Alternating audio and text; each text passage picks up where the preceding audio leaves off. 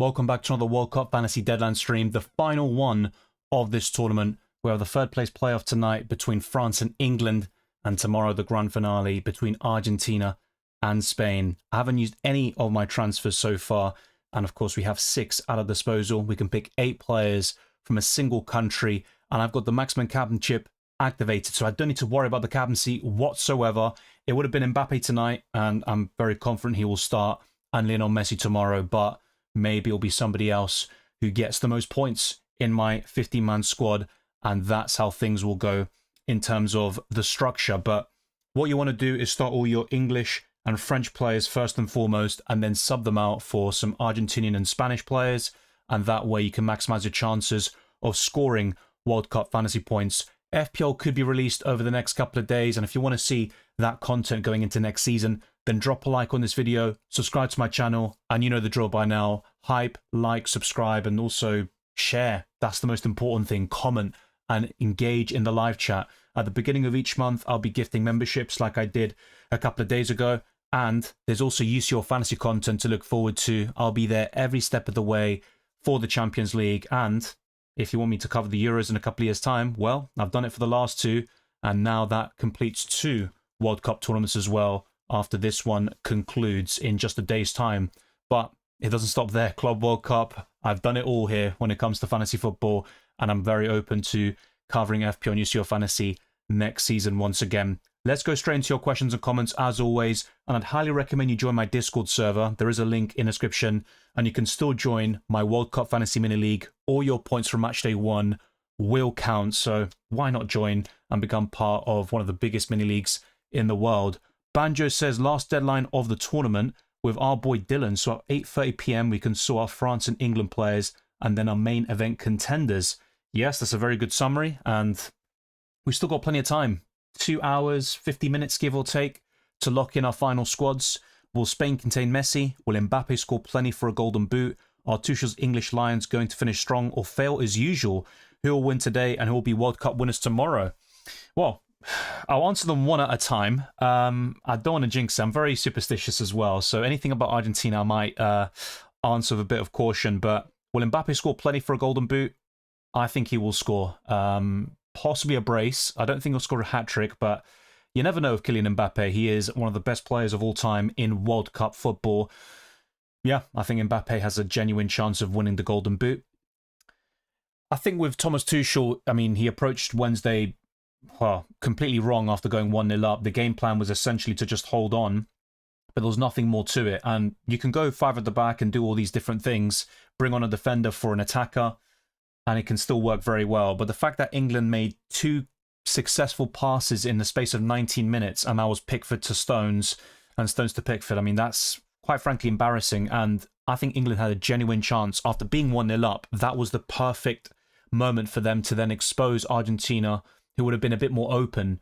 And we saw that against Switzerland, Egypt and Cape Verde. Argentina would commit so many players forward, but then be exposed at the back. England never got even close. So there's no real excuse there when you see, let's say, inferior players or teams on paper able to cause Argentina problems, yet England weren't after scoring the first goal. And that was the only shot on target they really had. So, yeah, I think England, well, quite rightfully are disappointed. But what I would say is it's Tuchel's first international tournament, so we'll see if he can learn from this and end up going far in the Euros and possibly winning it, and obviously the next World Cup. But does he even make it for the 2030 World Cup edition? That's another question in of itself, but I'm very confident he'll be there for the next Euros, and England will be one of the favourites. But only one international tournament, or trophy I should say, in their history. It's not good enough in my opinion. Who will win today? And the World Cup winners tomorrow? Yeah, I think for today, France, and I think Argentina tomorrow. You're going to see my World Cup bracket. From the beginning, I thought Argentina-Spain final. I thought Spain-France would be very close. In the end, it was a one-sided contest, but the penalty obviously played a big part in that. But yeah, the finalists, I have to say, aren't a big surprise to me. And I think the 2 best teams are in the final, and we've seen that in this tournament as well. The best attack versus the best defense, and hopefully it's going to be a grand finale. But with today, difficult to say without knowing the lineups. I think there could be a few changes from both parties, but I think France would still have the edge. I think Spanish defense is key to their victory. Well, for sure. I think Spain apart from the midfield, which controls a lot of games, I think the defense and how they defend as a unit, really, that's the main quality they have. And it's very similar to the 2010 World Cup winning team from Spain's perspective, where they won a lot of games 1-0 and they kept so many clean sheets. So that can win you tournaments and cups. Obviously, a few months ago, we saw Arsenal versus Paris Saint-Germain, the best defense versus the best attack. And ultimately, I think Arsenal would be a bit gutted and disappointed they didn't win it, to be honest, because they had PSG where they wanted them. But yeah, I think the best attacks sometimes are too much to contain. Even if it's just one moment, you can see the penalty, whatever it might be. Attacks, I think, are still the king in a lot of these competitions. Just hoping for a nice red card or two as teams get stuck in with nothing to lose and all to win. Well, you say that, but it could affect you and your World Cup fantasy prospects, so be careful what you wish for. I get what you're saying, though. I just want a good game tonight, but ultimately a lot of us don't really care about the result. I still think it's better to finish third than finish fourth, if you will. Get a bronze medal. I mean, Argentina's first tournament under Scaloni was the 2019 Copa America, where they felt very hard done by against Brazil, the hosts, in the semi-finals. And then they ended up getting the third place. And from that point onwards, they've won every single tournament available. 4 trophies in a row. They're looking to make it 5. Back-to-back Copa Americas, a Finalissima, a World Cup, and it could even be 2 World Cups in a row. So I wouldn't say that's like, oh, the sort of catalyst for success, but you got to treat every game as one to win, even if it's third place and you want to be in the final. Pick your teams wisely, as it's for 2 matches. Yes, and people keep asking me, does the third place playoff count? Of course it does. That's why the deadline's today and not tomorrow. So it was all covered in my How to Play World Cup Fantasy Guide, and ultimately, yeah, pick some English and French players, depending on who you think is going to win the game. And I wouldn't even mind having 5 or 6 French players, for example, possibly even more. But you've seen my videos, like the best wildcard squad and my team selection. I've been quite balanced, I think, with my approach. That could still change depending on the lineups, but I think it's probably better now to go all in on 1 or 2 countries compared to the semi-finals, where things were definitely up in the air. Thank you, Ahmed. I appreciate your support and also you tuning in to a lot of my live streams for all the fantasy games I cover. So thank you very much. And a big up to Ahmed for gifting 5 memberships. So Baraf, MMPF, WZ, 04 Miller, Ranzik, and Dusty Tones, or Tones, I should say, enjoy the membership for an entire month. So big up to all of you. And you know the drill by now. Early access to my videos, prior to comments, including this stream. That's very important. And that's so crucial in these hectic deadline streams that you see, particularly for UCL Fantasy. But good to see you, Baraf. Which match will have most goals scored? Probably the third place playoff. I think Argentina and Spain, well, Spain have the better defense, Argentina have the better attack, but finals tend to be cagier. The last 2 in the World Cup have been a bit more open. Obviously, France versus Croatia in 2018 springs to mind, and maybe one of the best games in football history. Argentina being France on penalties, and for the first 70, 80 minutes, it was such a one-sided contest, but then France got a penalty and it all changed, and that's how quickly momentum can swing in football. I could be wrong about this, but I genuinely think the game with the most goals would be tonight between France and England for third place. Ready for 30 minutes halftime show tomorrow. There are reports that it's going to be 70 minutes and they're going to try keep it to under 20. We'll see how successful they are or unsuccessful. I predict another buzzer beater from Dylan. You might as well put a bet on it. You're going to get some easy money there. Don't bet, by the way. I'm just joking. However, I'm happy that Villa get the money and maybe we go sign Morgan Gibbs-White. Yeah, so I actually saw that through your comment first, and then yeah, on Twitter, David Ornstein, yeah, I saw that there. It's quite surprising, but I'll be honest, I'm not gutted or anything, because with Rodgers, he's more of an attacking midfielder who can play on the left or right. I don't really see him as a solution for Arsenal, who are going to sign Zolis to replace Trossard. But just from an Arsenal perspective, not even thinking about Rodgers too much, I want to see them be a bit more proactive in this market and just be ambitious. They've just won the Premier League. They were so close to winning the Carabao Cup and the Champions League. I think this team has the capability to win a lot of trophies over the next couple of years. So I hope they don't rest on their laurels and just think, yeah, we'll sign Zolis and 1 or 2 other players and that's it. I think a big name is needed. I'm not a massive fan of Barkla, but I think a winger who can give goals consistently and provide that outlet, provide more creativity as well, is going to be very important. But that's not the only thing that's needed. Even another striker, arguably a midfielder. Obviously, Tonali and Bruno Guimaraes have been linked, but that's kind of cooled down a little bit. Ezri Konsa is another one, so we'll see what ends up happening. But for Chelsea, I mean, it's a lot of money, 170 million. I think it's way too much for Rodgers, but I think he's a good player, Premier League proven, and he could do very well there under Xabi Alonso. But I'll be honest, that 170 million, and for Barclay it'd be 130, it's way too much. I'd rather buy someone like Manzambi for much cheaper, but it's hard to judge people based on a couple of games in a World Cup, for example. Ahmed says, my team is Magnan, Konsa, Cucurella, Dean, Simeone, Gordon, Elise, Bellingham, Dembele, Kane, Mbappe, Martinez, Medina, Martinez, and Messi. 6 transfers and 0.2 million. Well, ultimately, the third place playoff is going to be very important for this. So at around 8:45 p.m, so we're talking about an hour and a half, we're going to find out the lineups for England and France. I think Dean will be benched and Theo Hernandez will get the left-back spot. So that would be a transfer I'd look to make, but it's all dependent on the lineup. I'd probably sell Simeone, to be honest, and he was quite disappointing against England. He provided some natural width and he got into some good positions, but I think he could have done much better. I'd probably sell Simeone. There is a case to sell Gordon. I was very bullish about him against Argentina, and he's done very well in the knockout stages, but the one that I'd probably look to sell, well, there's 2 of them on top of the ones I said, Elise and Medina. I'd sell both of them.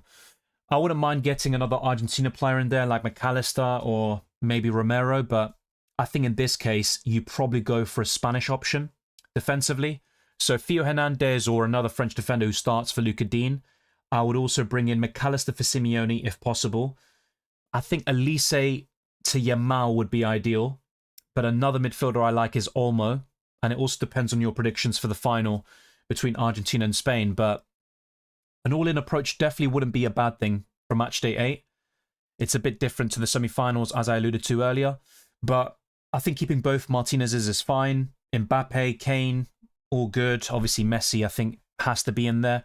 But if there's one striker I'd be open to selling, especially if you're struggling to fund other moves, it would be Kane. I'm very confident Mbappe will start. I also think Kane will, but I think Mbappe's more likely to score and haul tonight, and I could be wrong about that, but I'd keep Mbappe and possibly sell Kane to one of Oyarzabal or yet another Martinez, Lautaro Martinez. Alvarez, of course, is decent, but that'd be the way I'd look at things. There is a chance that Dembele's benched. If that's the case, you could go to Doué or whoever starts for France in the wings, but I think in an ideal world, or based on my predictions right now, I would sell Luca Dean, Simeone, Elise, Medina, and possibly Gordon. And you still have some wiggle room there in terms of your transfers. You've got Magnan and Martinez, that's fine. If you've got an extra transfer available, I wouldn't mind buying Unai Simon for Emi Martinez, but I don't think that's going to be as profitable as the other moves I suggested. 44 points last match day. Yeah, a bit disappointing. I had a few missed opportunities. Buying Reece James would have been very good for me, but in the end I got Konsa. A bit unlucky with a 9-point swing. Not using the maximum captain or going for Messi obviously was costly as well. I think there might have been 1 or 2 other things, like not buying Unai Simon instead of Magnan, but in the end, not too many regrets from me, and it has been a bit of a poor World Cup fantasy from me. I did much better in the last one, but the only thing I care about is the World Cup final and who wins it.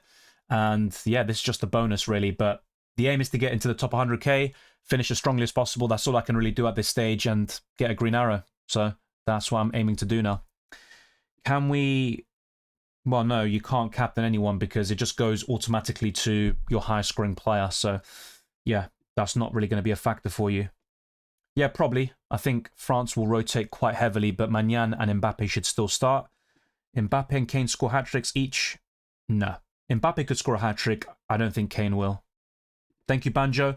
Probably in the next month or 2, we'll get to 40,000, and it's all thanks to the support from the community. And yeah, after that, it'll be even more goals in the future. Yeah, he's live. Let's go. Yes, Osama, and obviously I'm catching up to the early comments. I'll try to go through every single one of them. For now, things are a bit more chill, but it will get a bit more hectic as we approach the final deadline of the World Cup. What is the predicted lineups of third place? I've got a few of them, and I'll go through them quickly, but to be honest with you, Barath, it's not really worth delving into in a lot of detail because we're going to find out in an hour and a half's time. I do recognize that maybe people like yourself and those in Asia, for example, might be going to sleep and want to lock in, but if possible, try to stay awake for another hour and see the lineups for yourself, because I can give you my opinion or all these different predicted lineups, and in the end, you're going to get some differences with the actual starting 11s. I will not wait for 2-hour deadline close. It will be 5 a.m. games, made transfers and go to sleep. That's fair enough, but if you can, that's all I'm saying, and of course it is the weekend, which helps a little bit, try to stay up for the lineup and then go sleep, and yeah, you might miss the third place playoff, but ultimately a lot of us don't really care about the result. I don't think Alvarez will go to Arsenal, to be honest. It's possible, but he's also linked to PSG, Barcelona, and Real Madrid, although I don't think he's going to go there. No tenemos la alineación de Francia. Tengo algunas predicciones, pero como dije en inglés recién, no te puedo garantizar nada y es mejor esperar una hora para las alineaciones confirmadas y ahí estaría todo bien, porque puede haber algunas cosas que están equivocadas y ahí te da un poquito de frustración con fantasy. Yeah, I think Cherki will start. In my opinion, Elise will be benched, but it's just my opinion and based on the lineups I've seen. Thank you very much, Ahmed. And yeah, obviously there's a lot of fantasy streamers nowadays, but I appreciate that still. You've got your personal preference. Agent Tuchel mission finish. No, I don't think Tuchel's an agent, but he massively messed up against Argentina. But you also have to give credit to the reigning World Cup champions, because as bad as England were, Argentina just controlled the game in such a way that they've done before against other opposition. But obviously in a game of this magnitude, yeah, it's very impressive from Argentina's perspective, and also very disappointing and, well, embarrassing from an England point of view. Yeah, Arsenal need a left winger for sure. Even with Zolis, I think another one is needed, and there is the possibility that Martinelli is sold.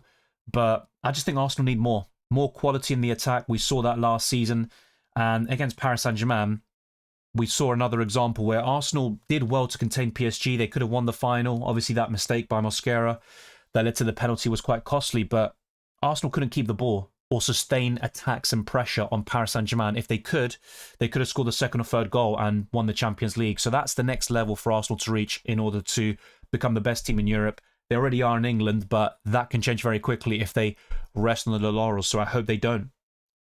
Good, as Chelsea fans now get Garnacho out from the club. Yeah, well, that's the thing with Chelsea. I mean, you buy Rodgers now as a shiny new toy, and in a year or two, you might want to get rid of him and get somebody else. But the good thing about Chelsea, if I can give them credit for anything, is that they sell very well. So we'll see what happens there. Thank you, DSTGR. Watching you since 2022, use your fantasy, and it's been a joy. Much appreciated, and yeah, time definitely flies. It's been 4 years. Obviously, the World Cup happened there in December. So we're talking about just over 3.5 years there. Yeah, incredible. And time just keeps on flying. It seems like the older we get, or at least the more the years tick by and time keeps on going, yeah, it just goes even quicker. That's the way I see things anyway. Thoughts on Wolves and Wrexham? Well, Wolves, one of their famous fans is Robert Plant from Led Zeppelin. But yeah, look, with Wolves, I've seen some of the signings they've made. It's quite impressive for a championship club, so to speak. Trippier, Jimenez, they could go back up, but it's never a guarantee. With Wrexham, I'll be honest, I don't know much what's happening with them, so I'd need to be informed on that. Harry Kane is not a big game player, says Easy. I disagree. Harry Kane didn't turn up against Argentina, but neither did Bellingham, to be honest. And even though it's Congo, who deserve a lot of respect, by the way, for the World Cup they had, Harry Kane, when England needed him, scored 2 goals at the end. And he has done it in a final now. He scored a hat-trick against Stuttgart. Ultimately, against like the biggest and best teams, I can sort of get what you're saying, but even against PSG in the semi-finals, he did his job, at least in the first leg. He has scored against all the big teams in England. Obviously, a lot of penalties in there for Tottenham at the time, but yeah, Kane is a quality player. Is he the biggest big game player? No, not necessarily. I think Aguero, for example, is better in big games and stuff like that, Luis Suarez, but Harry Kane still deserves respect. And he is a contender for the Ballon d'Or still, although Messi is currently the favourite. And to be honest, if he wins the World Cup especially, I mean, yeah, I think Messi is the best player in the world still. Who are the best transfers this match day, bro? A lot depends on the lineups, to be honest. But if Doué starts, I'd bring him in. I think Yamal would be a good one, and I talked about him last week. He hasn't done so much from a fantasy perspective, but he won the penalty, of course, for Oyarzabal. I wouldn't mind buying said Oyarzabal for Harry Kane, and Lautaro Martinez would be the sort of differential route in that forward line. I think defensively, probably French and Spanish would be the preference, but we can't discount Argentina and England, and I think McAllister could be a nice enabler in the midfield. So it's all covered in my team selection video and the best wildcard podcast, but I can't give you like 5 or 6 names and say, yeah, go for them now, because some of them could be benched. It's worth waiting for the England and France lineups before confirming anything. If we Arsenal don't start signing big players, we sure as hell won't retain our title. Well, it's very difficult to retain a title. Obviously, we've seen Man City do it several times, Man United in the past, but generally speaking, no one else in the Premier League era has retained the title. And with Arsenal, they've obviously had the glory days with Arsene Wenger, and they won 3 Premier Leagues in 6 years, but they weren't able to go back to back. And I think with Arsenal, the biggest frustration sometimes is that they just lack that ambition to just have that sort of window of domination. So right now, I think Arsenal are in a clear position to take advantage, go back-to-back in the Premier League, win a Champions League, because it can go back again. The cycles that we see in football all the time. Look at Brazil.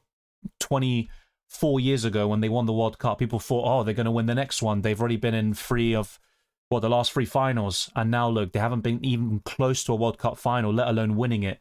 And Man United back in the day, they were a powerhouse. Now they're celebrating 3rd and the assist record and stuff. So things can change very quickly. Arsenal had the banter era recently. You've got to take advantage when you're at the top, and hopefully Arsenal do it. I'm not going to overreact now because we're in July, but I would have wanted to see a bit more transfer activity at this point, and I'm not too surprised, to be honest. Who should be my 12th man? Depends who you don't have in your squad, but I think I'll give you one name from each country. So obviously Kane and Bellingham are the big ones from England, but I'm guessing you've got them already. Apart from those two, it's probably going to be Gordon still. From France, apart from Mbappe, I'd say Doué. I don't think Barkla's going to start. There is still a chance. There's one lineup that actually has Barkla in the lineup, but Elise hasn't been in any of them, so we could see Cherki in that team. From an Argentina point of view, apart from Messi, who would you 12th man? Probably Lautaro Martinez or Julian Alvarez. Quality players, but the minutes are going to be a big concern there. And from Spain, probably Yamal or Oyarzabal. And you know what? Dani Olmo could be quite underrated, I think. So those would be some good names for you, but I just don't know your squad, so it's difficult for me to say who's your 12th man because you can't choose a player that's already in your 50-man squad. So yeah, you can't switch captain there easy, like I said earlier, when the max captain is active. Yeah, I don't think we're getting Alvarez either, I agree. Rogers is here, Vamos is Weiseng. I have Kane, but I'm not sure if I should sell him for Oyarzabal or Lautaro Martinez for a risk. I'm open to the idea. It also depends on your predictions for the game tonight. I think it could be quite high scoring. I've gone for 2-1 France. Then again, for the World Cup final, I've gone for a similar score in favour of Argentina. But if there was one game to have like 3 or 4 goals, I think it would be tonight. Less pressure on it. I don't think it'll be as cagey as tomorrow or as tactical and maybe slow at times. But I could be wrong, and football is full of surprises. But yeah, Lautaro Martinez would certainly be the biggest risk. He might not even start the game, but he has made a big impact in the last 2, scoring the goal that sealed Argentina's qualification to the semi-final against Switzerland, and then obviously the winner against England as well.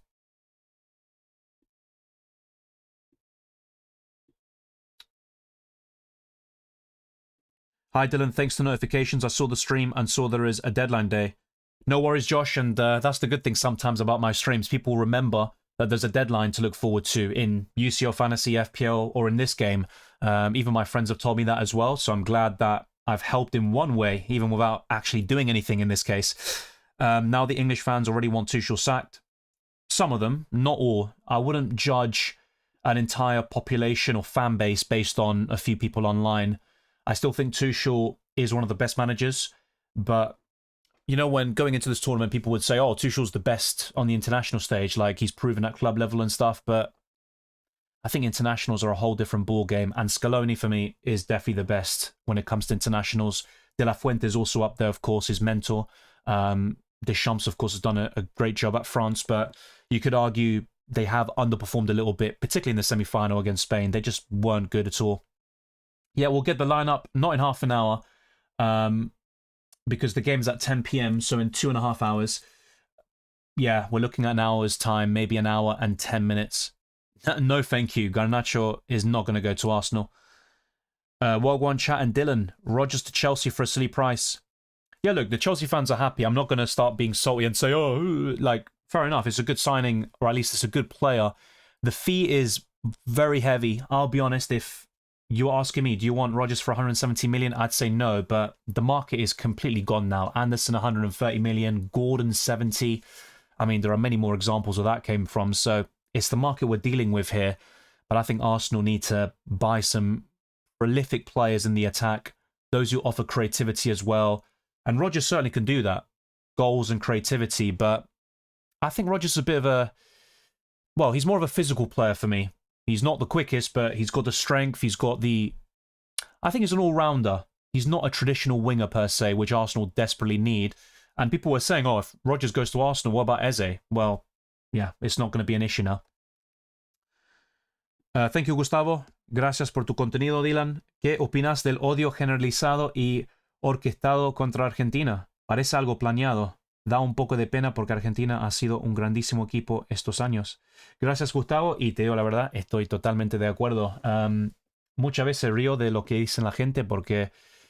Mira, por ejemplo, en un video que dicen, oh, robaron a Egipto o algo, están mostrando un video o un clip y la persona está hablando de otra cosa. Es como están vendiendo mentiras y misinformación o misinformation. Y te digo la verdad, bueno, a veces causa gracia y después, como dijiste vos, un poquito de pena porque lamentablemente mucha gente, bueno, son estúpidas porque creen cualquier cosa. Pero bueno, con Argentina también... Para mí, me hace apoyar a la selección más todavía porque cuando parece que todos están en contra de vos, te hace querer ganar más. Así que te da más motivación. Argentina ya ganó todo en los últimos años, pero ahora tenemos otra motivación para ganar otro trofeo y ojalá que lo hagan mañana. Pero España también es una gran selección. Para mí, los dos mejores equipos en la final. Pero la gente siempre está pensando en eso y quieren que Argentina falle. Pero... bastante triste para ellos porque están cambiando camiseta y están llorando todo el tiempo y hasta si Argentina gana o pierde, lo que sea, van a seguir llorando, así que es su problema. Mainu needs World Cup experience for the future of the England team. Well, also, I'm looking at Declan Rice and Saka. They shouldn't be starting this game. They are absolutely shot physically. And if Saka doesn't play a single minute against Argentina when it matters most, why is he going to play a sort of meaningless third-place playoff? Now, don't get me wrong, if I'm in a third-place playoff, I don't want to be there, but you still want to win it. It's just, yeah, I think from a future, long-term perspective, I think starting Mainu makes sense, but will Tuchel do that? I'm not so sure. I've seen a few predicted lineups. I'll go through a few of them fairly soon, but I wouldn't count on it, to be quite honest with you. And also, look at others that have been left out, like Wharton. Obviously, people point towards Foden and Palmer. They haven't had good seasons, if we're being honest, but Palmer scored in the last Euros final against Spain, and he can produce big moments.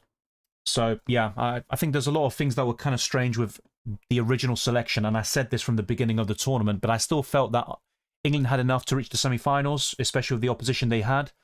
But the first top team they faced, they lost, if we're being completely honest. It could have gone either way, of course. It was 1-0 until the 85th minute, but I think England lacked mentality to get over the line.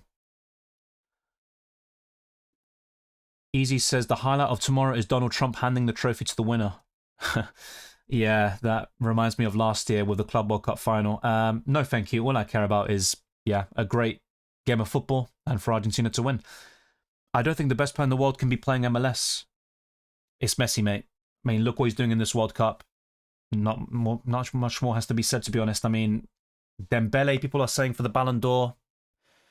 He stepped up in the last couple of rounds in the Champions League, but for most of it, he was quite poor.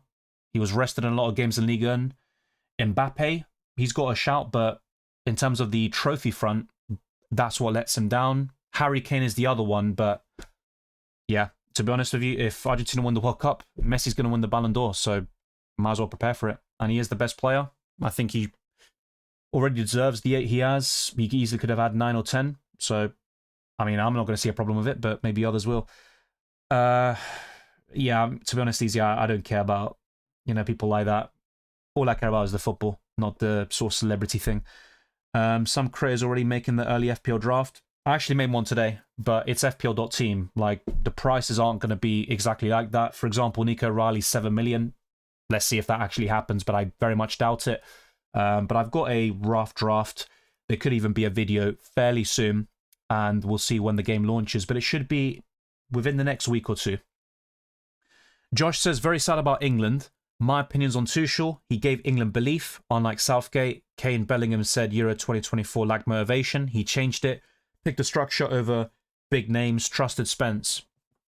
That's what I mean. Not every England fan will say Tuchel out. I think the truth lies in the middle. He's done a good job up until now, but in a pivotal moment where England was so close to a final, I think the tactics were wrong. And it's not a bad thing to go 5 at the back or be more defensive. It makes sense, and then hit Argentina on the counter. But England couldn't get the ball at all to even give it to the likes of Gordon when he was on the pitch, and then Rashford.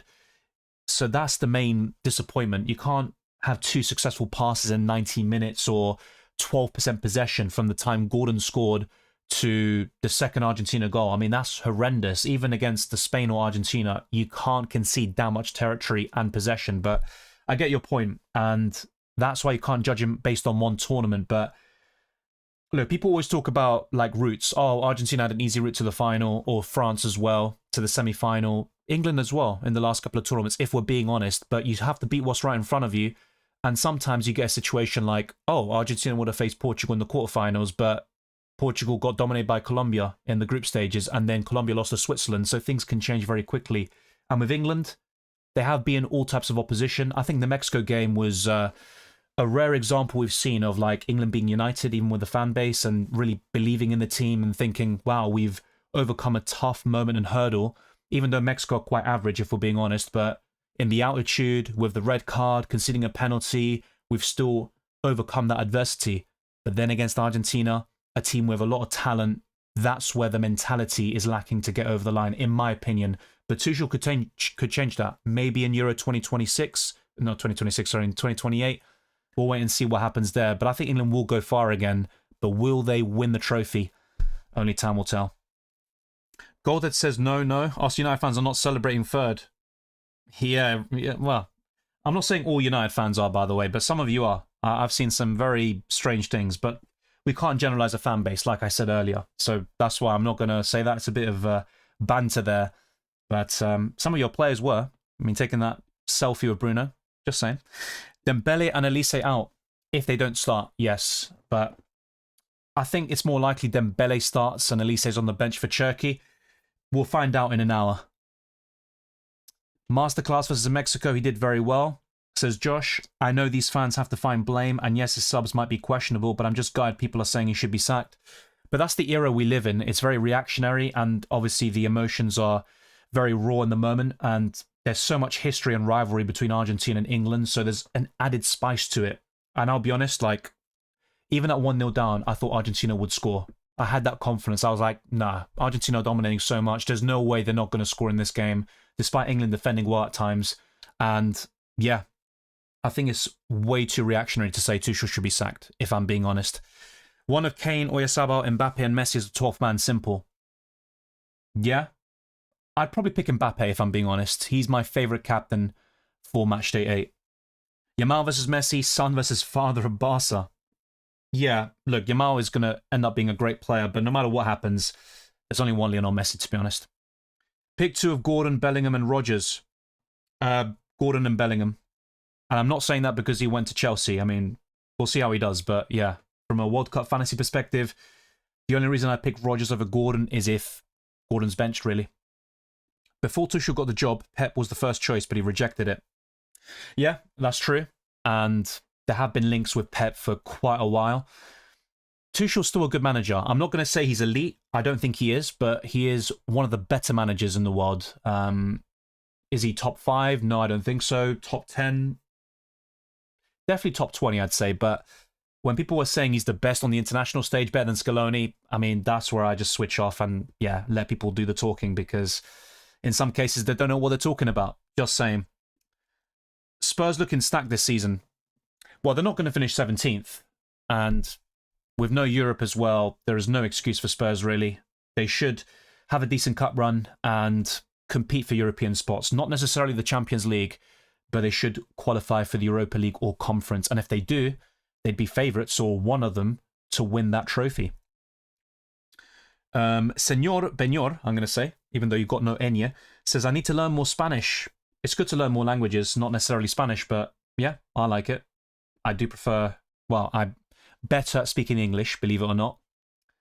Gracias, Senor Benyor. You have a great level of Spanish. You said it in Spanish, actually. Tienes un gran nivel de español. Gran trabajo. Gracias, pero como estaba diciendo en inglés recién, mi castellano no es lo mismo que mi inglés. Y para, bueno, contexto, en Argentina decimos castellano para español. No, it's not my final team, nor would I recommend you copy. I mean, look at my rank and my points. It has been a bit of a disappointing World Cup tournament, but yeah, I'll be making 6 free transfers, maybe 4 or 5, depending on the lineups, but that's what I'm waiting for, how England and France will go about this game, and then I'll make my final decisions. Thank you, Falcon. Thanks for all the World Cup content. It was a fun one. Thoughts on Cherki if he's in the lineup? Are you keeping Bellingham and Gordon? Yeah, I think Cherki's worth considering, but if Doué's in the lineup, he'd be the first one. He's also a bit cheaper than Ray and Cherki. There's a 0.5 million difference in price. As for the other one, I'm definitely keeping Bellingham. I am open to selling Gordon, though. And that also depends on the France and England lineups. Then I'll start playing around a little bit with the different ideas I talked about in my team selection video. But I could see myself buying Theo Hernandez for Luka Deem. Also, McAllister for Baena. Maybe Oyarzabal for Harry Kane. And if Kane's benched, that's going to be a very easy switch for me. If Dembele doesn't start, I could switch him to Yamal very easily. Otherwise, it becomes more difficult to bring in Yamal, who I'm quite bullish on, by the way. But the alternative to Yamal would be Dani Olmo to cover the Spanish attack. So that's where Olmo could come in for Gordon, but it's not locked in right now. What are your thoughts on the Spain-Argentina matchup? Where do you see the edge? Yeah, so they've only played once in World Cups, but that was way before I was born. 1966, Argentina won 2-1. There are a lot of coincidences and patterns if you look at it, but I won't delve into that too much. Yeah, there's so many firsts as well for this World Cup final. Yeah, to see the Copa America winners facing the European champions. Obviously, Argentina also the World Cup champions, 4 in a row. Looking to make it 5. Yeah, Spain have a top team as well, but yeah, they haven't really faced each other recently. There was a friendly in 2018 when Argentina were terrible and Messi was on the pitch, and yeah, that was an absolute drubbing. But I think in this case, both teams are very good in possession, but Spain would have the edge, and I could see Argentina conceding a bit more possession in this game. Defensively, Spain are more solid as well, but when it comes to the attack, I think Argentina are levels above. They've got 19 goals scored. I think Spain have 13, if I'm not mistaken. But obviously the big difference there lies in the goals conceded. 7 for Argentina, 1 for Spain. The underlying numbers are good for both, even defensively, but Spain have the edge when it comes to the clean sheets and the defensive numbers. And then you also factor in a few other things, which you might not normally sort of talk about in these debates. But Argentina have the better fan base. They're going to fill out that stadium for the most part, despite all the hate from the outside world in some context there. They also have Lionel Messi, which is something you can never really forget about. That is the one thing that can always change a game in your favour. In terms of Scaloni and De La Fuente, 2 top coaches, I think they are the 2 best on the international stage. I think Scaloni is the best one, but that's just my opinion. Ultimately, who has the edge? It's very close. It's 50-50, evenly matched. I think Spain are the favourites, and I understand why. They also have a very long unbeaten streak. If they were to go unbeaten in this game, they would break the all-time record in international history. Argentina had something similar going into the last World Cup, and they lost the opening game with the same referee who's going to be in charge of this one. So there's many things you can say about this, but I'm going to say Argentina. I backed them from the beginning, and I thought this would be the final, but Spain have a very good team overall, and I think it's going to be very tight. Not many goals in it, in my opinion. It could go extra time or even penalties, but Argentina also have that resilience, that mentality, even at 1 or 2-0 down. Obviously, against Spain, that'd be very tough, but they can always come back in just a moment. Dylan always wondered, where are you from, bro? Argentina. Double nationality, so obviously England facing Argentina is always a bit awkward, but I've always supported Argentina on the international stage, to be honest with you. Give Dylan a like. For a second, I read life. Maybe I need a bit of a break. It's important for his channel and the work that he puts in. Cheers, mate. All the best from Serbia as always. Thank you very much. And yeah, very kind words from you. And it's not for the first time. So good luck to you in World Cup Fantasy. Enjoy the World Cup final and even the game today. It's still worth watching in my opinion. No rotation news, but I will go for a few predicted lineups very soon. Yeah, I'll do that. Okay, so let's go through the different pieces of news now. But before we do, actually, make sure to join my World Cup Fantasy Mini League. The code is on the left-hand corner of your screen. There's a link in the description and a code which you can copy and paste into the FIFA app or the Play Zone on the website. So this website might not be as useful now as it was on Matchday 1, but this was a pleasant surprise to see WCF Scouting, and Rodri and Tagliafico are both closing in on 5% ownership. I wouldn't really say Tagliafico will go to 5%, to be honest. I think he'll remain a scouting bonus differential, but Rodri could pass the threshold there. So the predictions for the third place playoff and the World Cup final are as follows. France 2, England 1, with Mbappe to score first. And then I've gone for Argentina 2, Spain 1, with Lionel Messi to get the first goal. And you can see here, from the very beginning, I predicted an Argentina-Spain final, with Argentina retaining their World Cup title. So these are the lineups that are possible for later on, but I know it's late in some parts of the world for people watching, but try to stay up for the next hour, see the lineups and then go to bed if you need to. But with France, they'll likely go for Magnan, Gusto, Canate and Lacroix, with Theo Hernandez, Rabiot, Zaire Emery, Elise, Cherki, Doué and Mbappe. So with this one, they're actually going for Elise in the lineup and not Dembele. Mbappe would lead the line, and for England, Pickford, O'Reilly, Mark Gay, Byrne and Quansah, who is back from suspension, Elliot Anderson, Bellingham, Rodgers, Saka, Rashford and Kane. You could argue that lineup is better than the one that faced Argentina just a couple of days ago.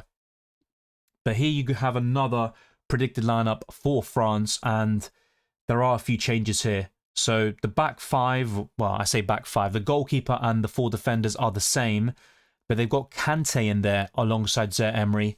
All of them are in agreement that Cherki and Mbappe will start, but this one has Mateta and Akliuch. But I saw a few other reports and predicted lineups that said Akliuch will not start this game against England. Here's another one. This time no Elise and there's Dembele. So it's all over the place right now when it comes to France predicted 11s. But they are quite consistent on the goalkeeper and back four. I'm very interested in buying Lacroix at 4.5 million, but this one has Kante and Kone in central midfield with Barkla over Doué, Cherki, Dembele, and Mbappe is in every single one of these lineups. And this is another report. Only Mbappe and Magnan should start against England. And these are the players that could start their first match in this World Cup. Gusto, Canate, one of Lacroix or Lucas Hernandez, Kante, Zaire Emery, Cherki, Akliuch, and Marcus Thuram.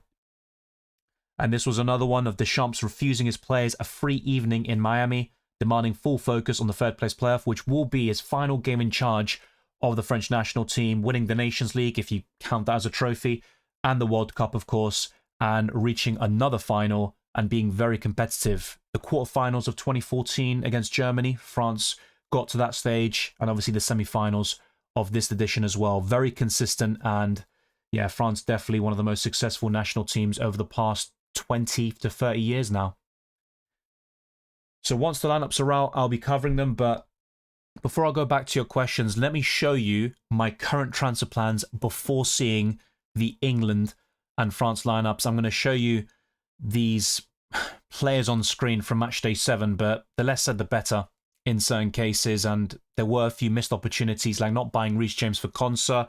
Also, well, not captaining Messi, that is a mistake of mine, of course, but I didn't want to jinx him. And yeah, I just felt like going for Harry Kane. So that's what I ended up doing in the last couple of seconds before that match started. And there you go. The transfer plans are the most important though. Pickford to Unai Simon is almost locked in for me. And Luca Dean could be sold to Lacroix or Theo Hernandez. With Barkla to Doué, if we see a change in the lineup for France, with Yamal coming in for Dembele, but that also depends on the France starting 11. McAllister would replace Baena in this instance, and an alternative move is Harry Kane out for Oyarzabal, and that could allow me to keep Dembele whilst also having Lamine Yamal in the midfield. So for match day 8, Maignan in goal, possibly Konsa, Lisandro Martinez and Theo Hernandez, Yamal, Gordon, Bellingham and Doué, with Messi, Kane and Mbappe up front, and on the bench, Unai Simon, Kubarsi, Cucurella and McAllister. No captain is needed because the maximum captainship is active, but I would have gone for Mbappe first and foremost, and then Messi tomorrow night. That would have been the way I would approach things, but if you're backing England or Spain, then you could obviously go for the likes of Kane or Bellingham from an England perspective, and then Lamine Yamal possibly for Spain, but they've got other options like Oyarzabal and Olmo. Ultimately, though, I think Yamal is probably the biggest threat from an Argentina perspective. So that is the 15-man squad. The maximum captainship is active, and hopefully Lionel Messi ends up getting that armband, because that means something special has happened, in my opinion. So now I'm going to go back to the transfer section. Let's go to that and maybe show you a few different ideas as opposed to what I talked about in yesterday's team selection video. So Baena to McAllister is quite locked in for me. Let's also bring in Lacroix as an enabler for Luca Dean, who will likely be benched here. Pickford would be sold for for Unai Simon.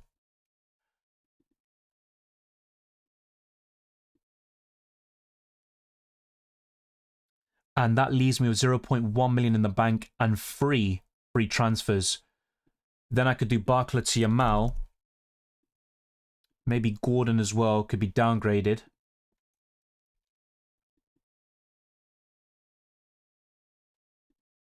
Let's see if I can do something like this. And yeah, Dembele to Doué. And then I've got 7.6 million.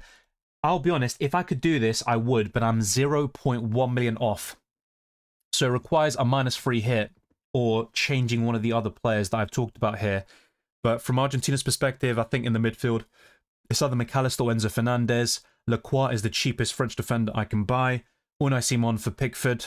I mean, ultimately, that is the way I can afford it.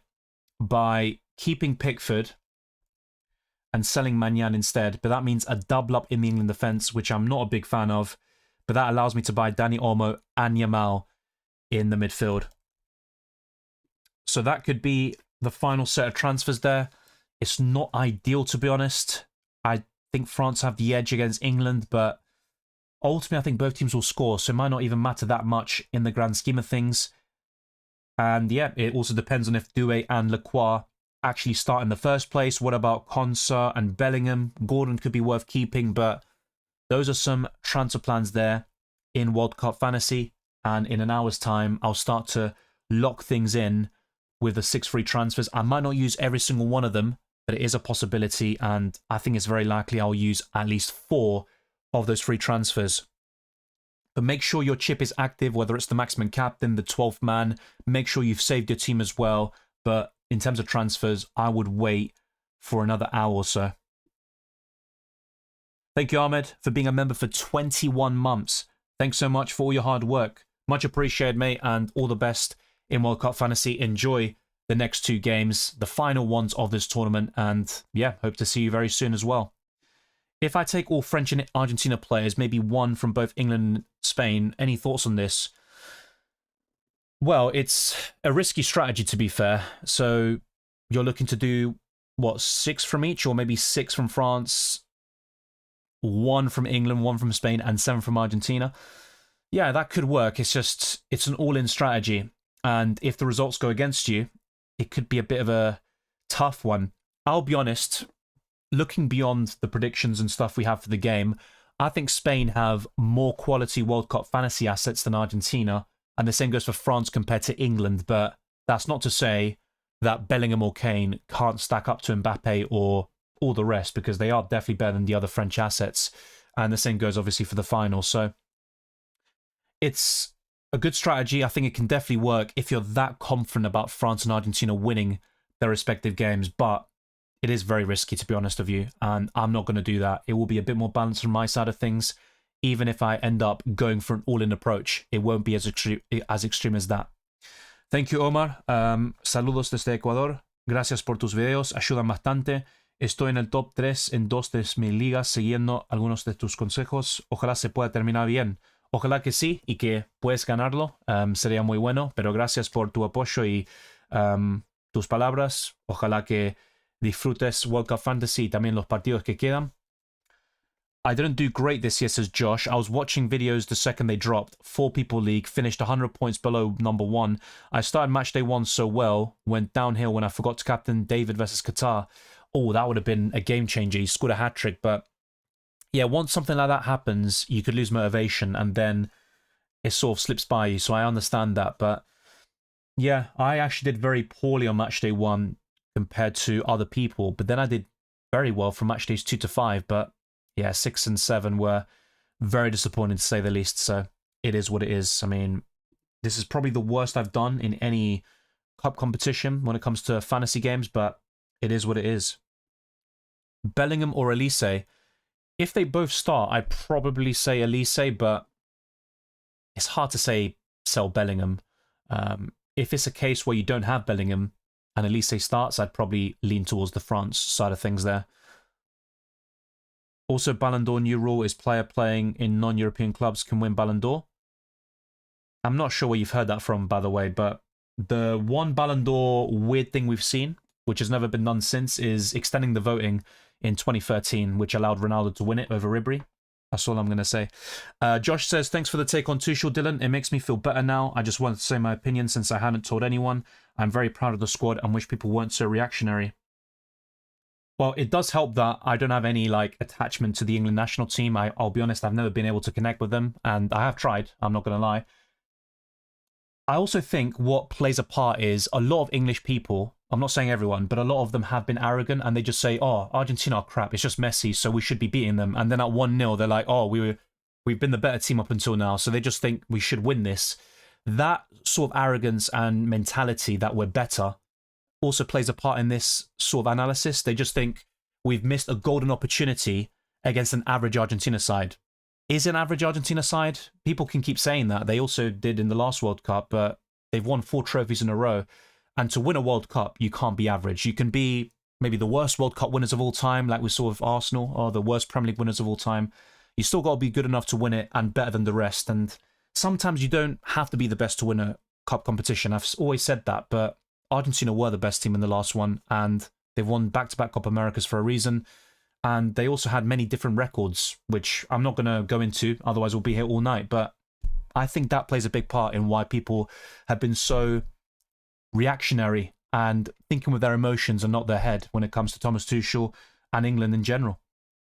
Thank you, Julio, for the super chat. Thanks, Dylan. I'm currently leading my league by 12 points. Yes, you got to win it now. You helped me a lot, waiting for your transfers to become champion. Greetings from Nicaragua. Thank you very much, and hopefully you end up winning it. Obviously, your 12-point buffer helps, but yeah, even in the final, you never know. I'm just wondering if you have the maximum captainship available or any other booster, because if you do, then that's good because you don't need to worry about the captaincy. But yeah, I think Mbappe and Messi for me are the best captains. That's my opinion. Maybe kind of simple analysis. They're the 2 highest scoring players in the game. But yeah, it's very important to finish strongly. And even if you have a bad rank or you're not as happy with it as I am, just ending it with a green arrow is always very helpful. Yeah, I'm already on. Obviously, in the last one, I was very busy, so I had to do a bit of a shorter stream, but I'm kind of making up for it with the final piece of content for World Cup Fantasy this year.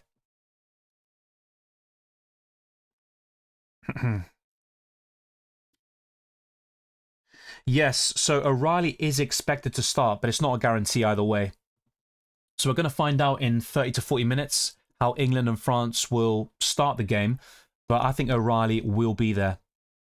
2030 World Cup host Spain, Portugal, Morocco. Will you go, Dylan? Probably not.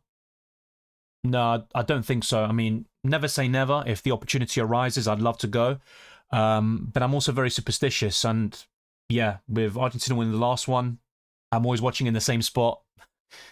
And against England, I'm not going to lie, I was in a different room. And against Switzerland as well, to be fair. But when England went 1-0 up, I went to my lucky spot, and yeah, I'm just gonna have to keep staying there. And hopefully the luck lasts a long time. But with 2030, I think the realistic answer is going to be no there. How would you rate this World Cup compared to all the others?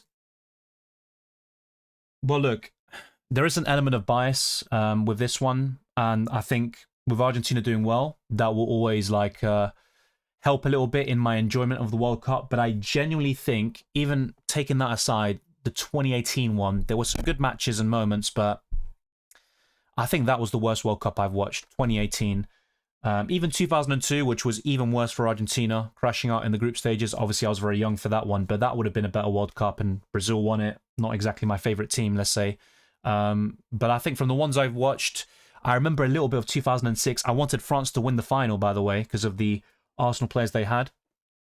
That was a good one, but I don't remember too much, if I'm being honest. I was still very young. I think 2010 was a good World Cup. I like the atmosphere. Obviously, the South Africa moment at the beginning. I think 2014 was even better. 2022 is naturally my favourite because of the ending, and I think the quality of football was very good, to be honest, but I like the 2014 atmosphere, the vibes in Brazil as well. But yeah, I think this World Cup, how does it compare to the others? Better than 2018, that's for sure. Compared to the others, I need to think about it, to be honest. And if Argentina win, I'd probably place it very highly. But yeah, I think it's definitely above 2018, irrespective of what happens on Sunday, to be honest with you. That's not a new rule. Neymar was nominated before when playing for Santos. Yeah, exactly. That was in 2011, right? So you are correct. There's a lot of misinformation going around about Messi and Argentina nowadays. So I kind of let people say what they want and, you know, sort of have their copium. But yeah, some of the lies and things I'm seeing are very weird, to be honest. Hi, Dylan. Well done on your World Cup FPL streams and the growing success of the channel. Thank you, John Paul. Brilliant content, and your dedication to the cause is impressive. Keep it up. Very kind words. And yeah, I always take the sort of not just compliments, but the good things, you know, the good interactions with people, even if there are some idiots online and some weird comments. Yeah, I don't really think too much of it. And in that context, I've got thick skin, but I appreciate your words, and hopefully you enjoy World Cup Fantasy and the remaining fixtures of this tournament. But yeah, it doesn't stop there. FPL New UCL Fantasy, that's the plan for next season, and we should see Fantasy Premier League launch very soon. Bayern or Ruiz? Well, I can't even say if Ruiz starts, go for him, because we're not going to know that. I thought Pedri would come back into the lineup against France. That wasn't the case.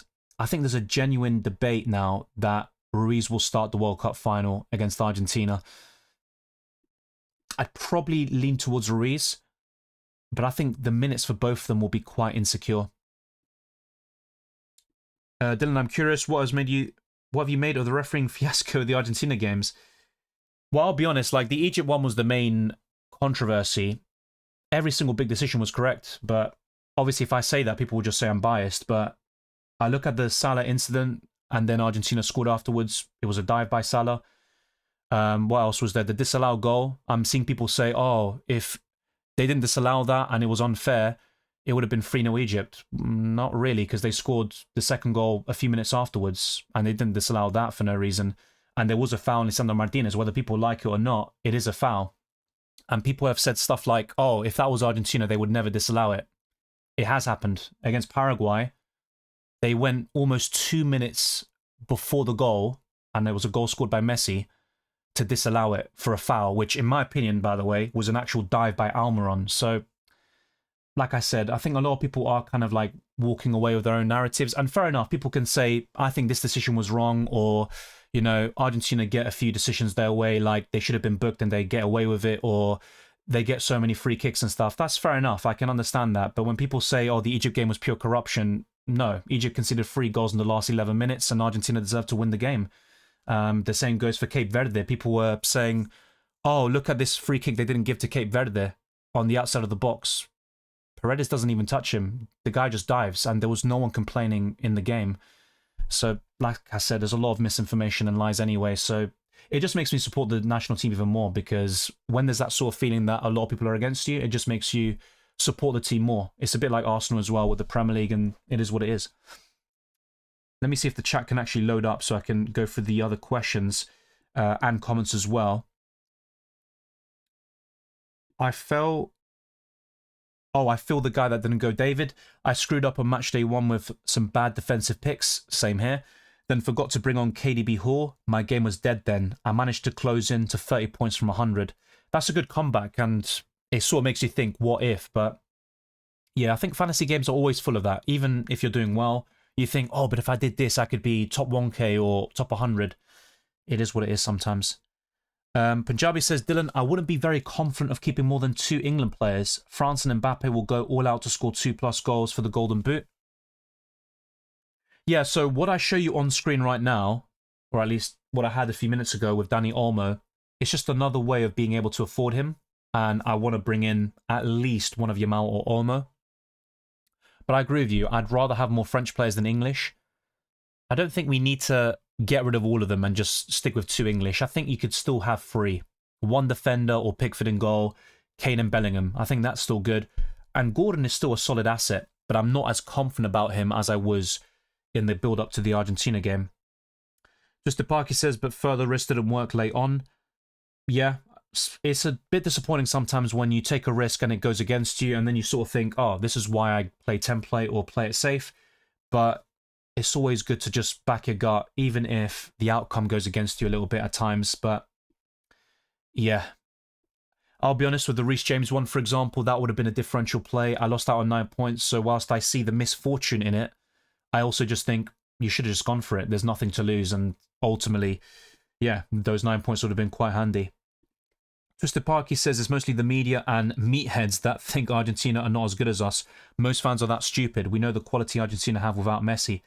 Like I said, people can have opinions, and I get why people think Argentina aren't a great team, but to say that they're average or that they're crap and that we're way better, I mean, what have England done, in my opinion, to really justify that sort of thinking? It's just, I think it's good sometimes to just be humble, to sort of recognize, look, we might have better names or individual players, and most of our players would get into the combined 11, whatever it might be.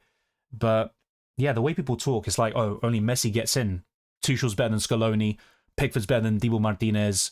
You know, Kane is way better than Alvarez and Martinez. And by the way, Kane would get into our team. But it's just, yeah, people think of football very simplistically sometimes. And it's about the team and the effort, the spirit, the mentality. And those are things that Argentina have, which England sometimes don't have. And you can't quantify these things on the odd occasion. Spain versus Argentina is the match that's supposed to happen last year. Well, it was actually supposed to be in March this year, but I want to say it's scripted. They're the 2 best teams in the World Cup.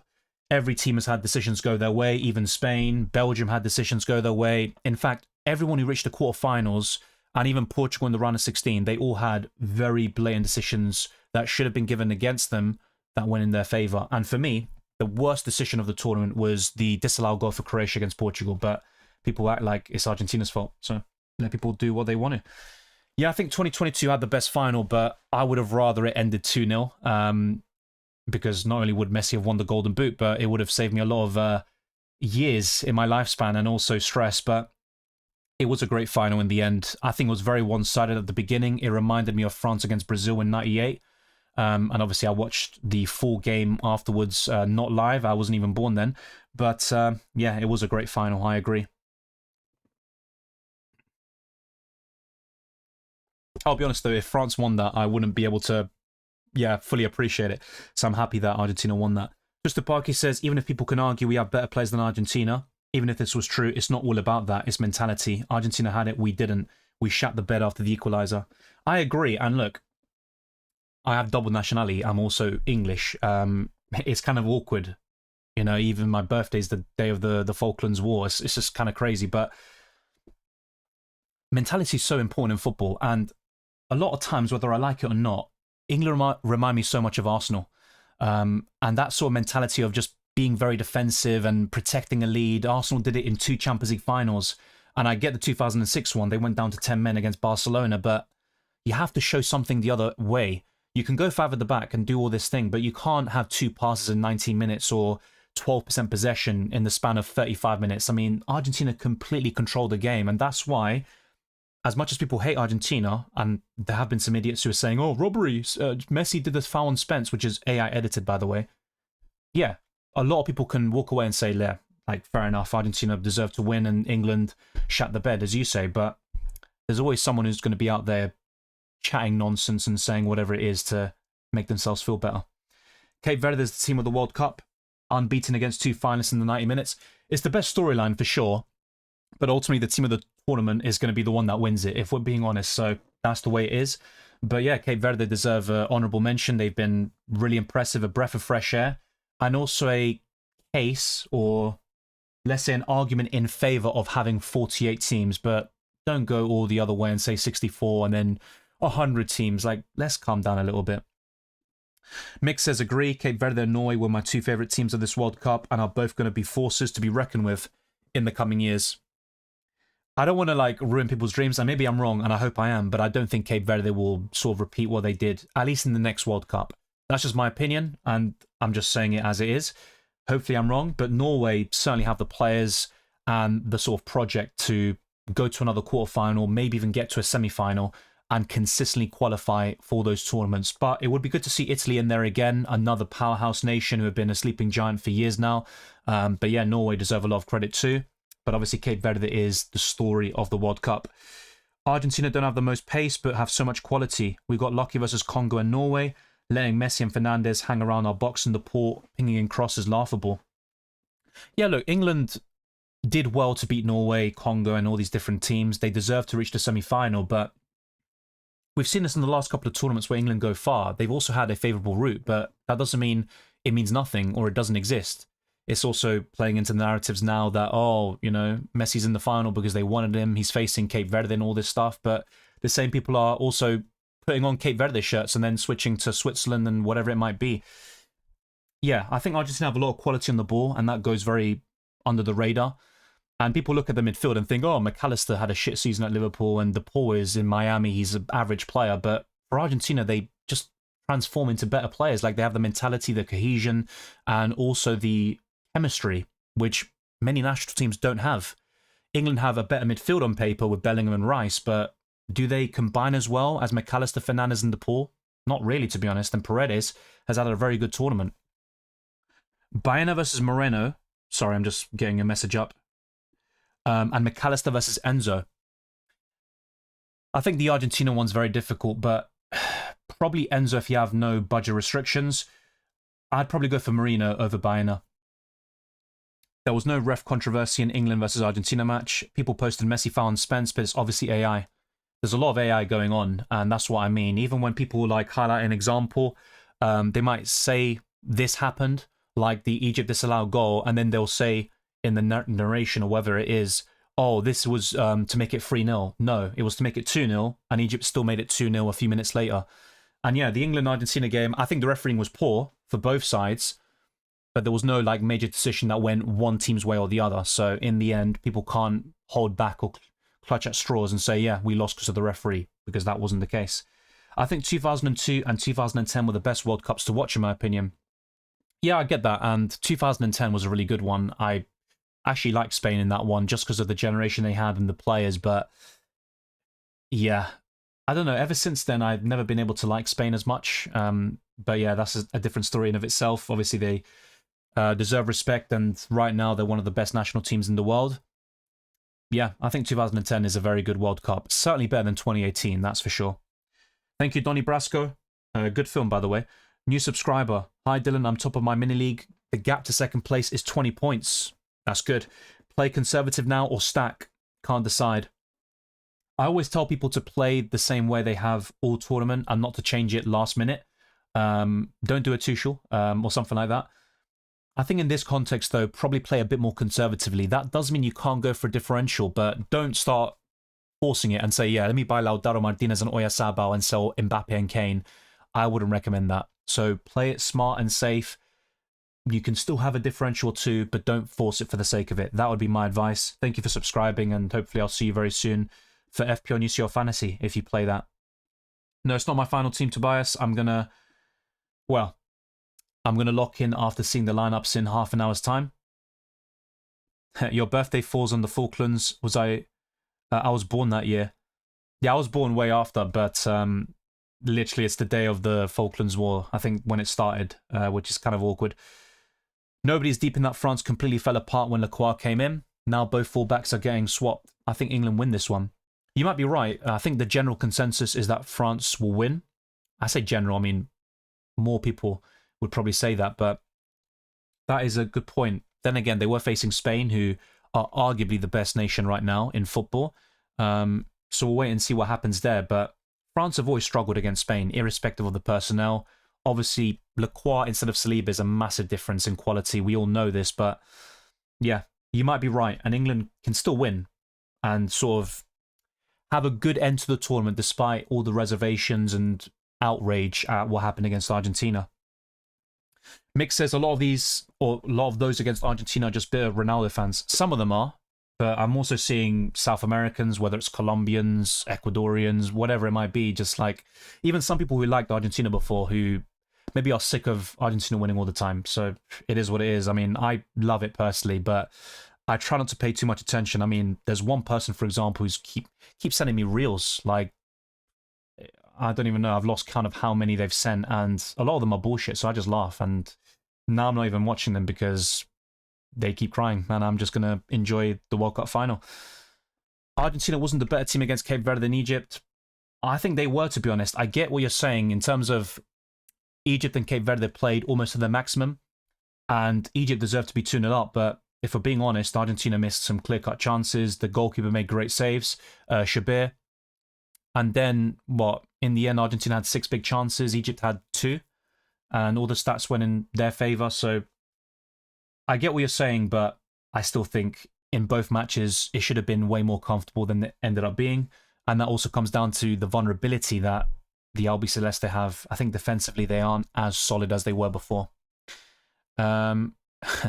Yeah, like with this one, sorry, Ahmed, I just can't agree with that. But everyone has their own opinion. Twister Parky says, my late risks were because I closed in 2:30, only 2 game weeks left, so risk no Bellingham or Gordon, would have been 10 behind if I hadn't. Yeah, 10 points would definitely be feasible or possible to surpass and overturn that deficit, but yeah, obviously with 30, you're asking for quite a lot there. Argentina keep the engine in the last 10 minutes.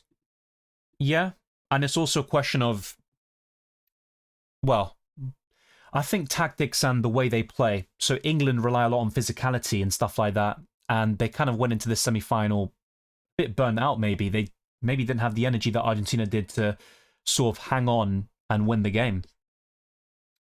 Aguanta Argentina. Sí, papá, vamos. Will Argentina survive without Messi? Yes. Will we struggle? Probably. But Argentina will survive. They had the most trophies before Messi. They now have the most trophies again with Messi. I'm sure Argentina will survive. I think they've definitely been extremely favoured with yellow cards. I can get that. For example, Messi against Algeria, people say that's a red card. For me, that was a yellow. Obviously, people might say I'm deluded there. And we have seen plenty of incidents where we've seen like someone put studs in the back of someone's leg and not even get a booking at all. But obviously, the Messi one will get more sort of traction, and I get that. But that's one prime example of a yellow card that should have been given, and it wasn't. So I get that perspective, and I'm not going to say any criticism or sort of like bad words about Argentina is false, or let's say like it's all bullshit. But it's the level of it. I think people can't always talk with nuance or balance their opinions. They say everything's either a robbery or everything is perfect. And by the way, if Argentina, didn't win the World Cup tomorrow, which I hope isn't the case, then people aren't going to talk about this rigged World Cup thing again. It's only going to happen if they win it. So we'll see what happens. Let's see what else we've got. If any player gets a first run out in tonight's match, I'm going to go for them. Always the chance they'll have a great game and take the points for Max Captain too. I think that's a fair shout. Obviously, it depends on which player we're talking about. If it's Lacroix starting his first ever World Cup game, I'm not sure about, sort of captaining him, or in this case, just buying him in for that particular reason. But yeah, with the maximum captain, you can sort of relax a little bit and just buy some differentials and maybe some players that you just really want to have that you typically wouldn't get in World Cup fantasy. Twister Parky says England bottled it, all the players and Tuchel.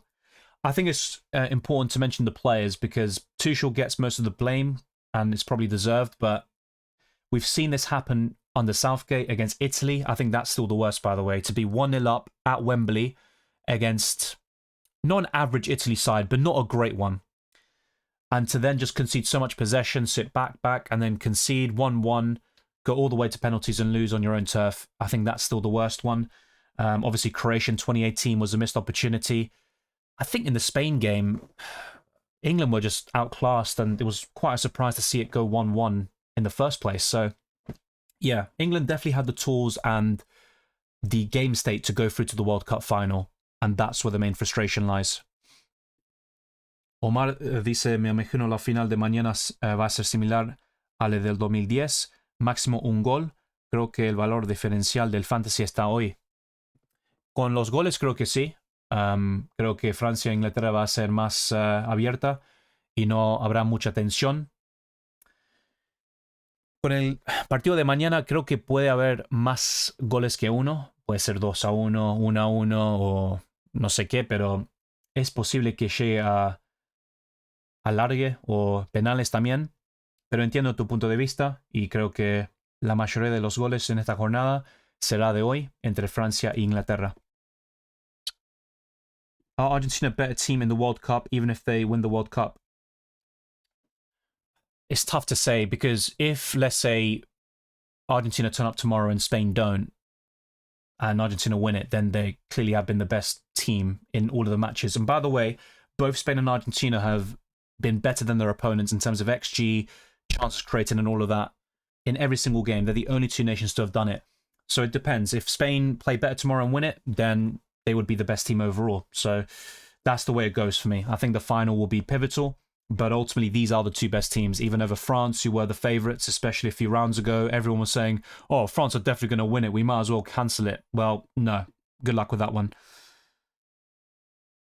You're the Lionel Scaloni of fantasy. Thank you very much. I mean, I'll take that. I mean, Scaloni's underrated. And for me, he's the best one on the international stage, irrespective of what happens tomorrow. Good to see you. I am... Oh, Lens... Oh, yeah. I recognized this name. Slowly getting back into fantasy, and you're a shining light, Dylan. Thanks for the insight and commitment. Heading into Matchday 8 in a great spot, largely thanks to you. I'm glad to hear it, and ultimately you have to make the decisions. I'm just giving my opinions and sometimes some data. But yeah, as long as you play your own game, you're going to do well, because I'm not doing that great in World Cup Fantasy. Gusto en verte, amigo, y muchísimo éxito. Igualmente, gracias por tus palabras. Let's go to the next question. This World Cup has been an absolute joke, to say the least. See you in August for FPL. What, World Cup Fantasy or the World Cup? Maybe a bit of both for you. Tuchel made a mistake, but for 15 minutes, we had retreated even before the subs. Literally, as soon as Gordon scored, I thought... Well, to be honest, I still felt quite calm. I thought Argentina could come back, but I was worried that they would open up more and England would pick them off at the counter-attack. So that was definitely like a dream scenario for England. 55 minutes, 1-0 up, chances to expose Argentina on the other end, at least have a chance, but that never came. I think England probably benefit from Rodgers going to Chelsea. I'm not so sure about that. I mean, a lot of players, except maybe Palmer, have gone to Chelsea and not developed at all or pushed on. We'll wait and see what happens there, but in terms of minutes and stuff, he would be more guaranteed at Chelsea compared to Arsenal. I get that. Only time will tell. Maybe you're right about that one, but yeah. I think with Arsenal, I had some doubts about him even fitting the team in the first place. I can sort of see that in terms of physicality and stuff. But Arsenal need a proper winger. We scored early and retreated to the trenches. What do you think of Rodgers to Chelsea? So, Premier League proven player. I think he's obviously a good one. So, in terms of the player profile and the ability, I think it's all good. But the price, I know the market's inflated nowadays, but it's very crazy in my opinion. 117 million for him, for Anderson 130 million, but that's what we're operating with nowadays. So I think he'll do well at Chelsea. Will it be good enough to be 117 million? I'm not so sure about that, to be honest. He needs to produce some great numbers for that. But yeah, I could see Rodgers working quite well with Palmer. Both of them doing their dumb celebrations. So yeah, enjoy. Come on, lineups, let's go. Let me have a look. Is it out now? Yeah, probably 20 minutes, I'd say. If we don't have it by then, I'd be surprised.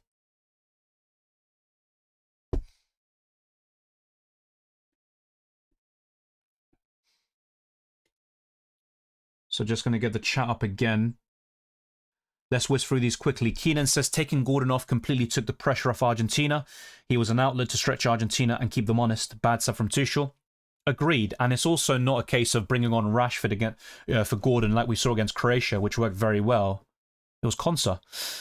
Going to a back five isn't necessarily a bad decision. It's just the whole approach and not being able to keep the ball whatsoever and allowing Argentina to dominate with Enzo Fernandez popping shot after shot and eventually scoring from distance. And Lionel Messi, of all players, to create chance after chance. So, yeah, England only have themselves to blame. Yeah, look, I already said this about Messi against Algeria. In my opinion, and I get that people will disagree, and fair enough, maybe I'm wrong, I think it was a yellow card. He should have been booked. I don't think it was a red. And I've even seen different people speak about this as well. But obviously, yeah, there's a lot of discourse online acting like that was the only sort of incident of that ilk that happened. That's not the case, but I'll let people do their own research there. I didn't think we would get past quarters before the World Cup, but I'm still feeling totally crap. Yeah, I get that. I thought England would reach the semi-finals. I thought it would be England versus, oh yeah, Argentina, and France-Spain. That was my prediction. So, yeah, I thought England would go quite far, but against Argentina, I always had that sort of belief and that prediction that I still would give Argentina the edge, and mentality is probably the main reason why. Yeah, Anderson, 160 million is still way too much, and I think it goes to 130 million. Yeah, it's way too much money. Has anyone been definitely ruled out? John Stones. He's not going to play. I've actually got a list here, so let's go through them. So Saliba's out. We all know this. He's probably going to miss the next 4 to 5 months for Arsenal, which is a massive blow, and that's why Ezri Konsa is linked with a move to the Gunners. Doubtful players include Yeremi Pino and Pedro Porro. I think they'll both be fine, especially Pedro Porro. Reece James and Declan Rice, though, are still doubtful to play against France. I don't expect them to start, actually. Josh says, sorry, I just rewatched the stream. I think I lost motivation a lot after David. All my good picks were thanks to you, so I'm really grateful. Argentina, very, very good. Yeah, Jonathan David was someone I mentioned in passing, but I never really backed him like in a best wildcard video, to be honest. So, yeah, that is quite disappointing to, you know, have that sort of pick and not go through with it. So, yeah, I get that. And it's very easy to lose motivation in fantasy when you have a bad start, because then you think, I've got so much ground to cover, and it sort of just doesn't make... You can't enjoy the game as much as if you were getting off to a great start and you've got that excitement of having a great rank and winning your mini leagues, for example. Thank you, FPL Godfather. Always a pleasure. Thanks for all the work you put in. It's always a pleasure to catch up with your videos and streams. May the best manager and team win. Likewise, and enjoy the World Cup final and tonight's game. Villa turned around and bought Manzambi for 50 million. I like Manzambi, and by the way, Argentina were quite lucky that Manzambi missed that game due to injury. So were Colombia, by the way, in the previous round. But yeah, Manzambi was really impressive in this World Cup. I'd rather sign him for 50 million than Rodgers for 117, but obviously Rodgers is Premier League proven. Twisted Parky said 2010 was awful for me. Yeah, that's what I mean. Both England and Argentina were terrible, but I still like the World Cup in general, and I wasn't as fanatical about Argentina as I am now. Stamford Bridge is about to be colder. De hecho, fríos. We'll, in Spanish. ¿Juega Lautaro o Julián? Creo que será Julián. Y Lautaro tuvo un rol bastante parecido en la Copa América de 2024 en América, donde era suplente y hizo bastante goles. Creo que va a empezar Julián y va a presionar muy alto. Y Lautaro va a entrar, sí, no sé cuándo, depende también del contexto del partido, pero a los 70, 80 minutos. People have called me names for saying I personally like Ronaldo more than Messi, but I believe Messi's a better overall player and the greatest to play. They say you have to love one and hate one. That's fair enough. Like, everyone can have their own preferences and opinions, and Ronaldo's efficient. Obviously, at United, he was a good dribbler and he scored a lot of free kicks and stuff. Then he evolved his game, and he's one of the greatest players of all time. You've got to respect it. I mean, I have my own reasons for preferring Messi, apart from the football, which is the main one, but in terms of personality, I can understand why people don't like Ronaldo as much, but others might not like Messi as much because he's too quiet or he's not as, let's say, much of a personality as Maradona. So everyone has their own opinions and preferences. It is what it is. But unfortunately, what you get is people will trash talk one of them to big up the other. That isn't really necessary, but everyone has their own thing. When I saw Ronaldo knocked out, you know, a few weeks ago, and even in Qatar, I wasn't celebrating or saying, yes, like, haha, you're crying. Like, no, I'm not going to feel that way, but others are going to do that. I think Arsenal will sign a new centre-back, yeah, and Konsa's probably one of the most likely. Twister Parker says, don't do a Tuchel lol. I didn't think he actually changed. He was positive second half versus Croatia, but they were matches were only different because the opposition scored early. And also it's a group stage game. It's easy to say, oh yeah, Southgate was too negative in 2024 and he was scared of losing rather than winning the game. But what about when you're in the same situation against a team that's done it, that's won the last World Cup, that has such a rivalry with you and stuff like that? You're 1-0 up. Well, I'd say the evidence right now does point towards Tuchel being conservative at times and pragmatic, and we've seen that at Chelsea and Dortmund before anyway, but I think it's difficult to just judge him and say, oh, he's not the right guy for England based on one game and one tournament. I still think he can win the Euros in 2 years' time, but England never won it before, which is a big shock. Like, England have to win the Euros at one point, and I think there's a big opportunity in 2 years' time. Hopefully they don't waste it. I saw Maradona, no one better since. Yeah, look, Maradona in 1986, I mean, that is probably the best performance in a single World Cup we've ever seen. But Messi's been quite close in the last one and this one, in my opinion. I just think what gives Messi the edge, and obviously I've watched him, you know, for 20 years now, is the consistency. Being at the top for so long and the numbers on top of it. But yeah, Maradona is a genius, an artist, and obviously he's a pantomime villain. People just hate him because of certain things, but I love it, to be quite honest with you. What's your goal or game of the tournament? Well, my goal of the tournament is probably Alvarez against Switzerland, but that's like my favourite, and not necessarily the best overall. Game of the tournament, probably Argentina, Cape Verde. That'd be up there. Argentina, Egypt, England, Mexico. Those are three of the best games. Obviously, I'm saying my favourite one, so that's why there's so much Tina answers in there.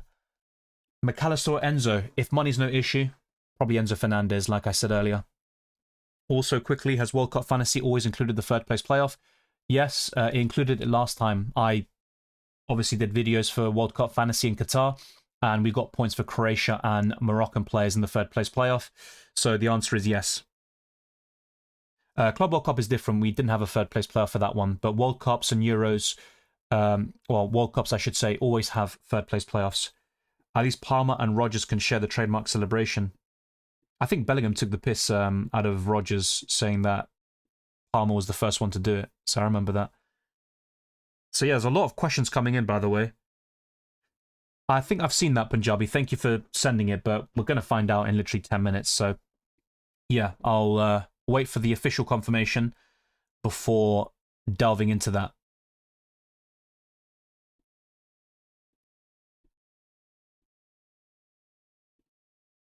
What the hell?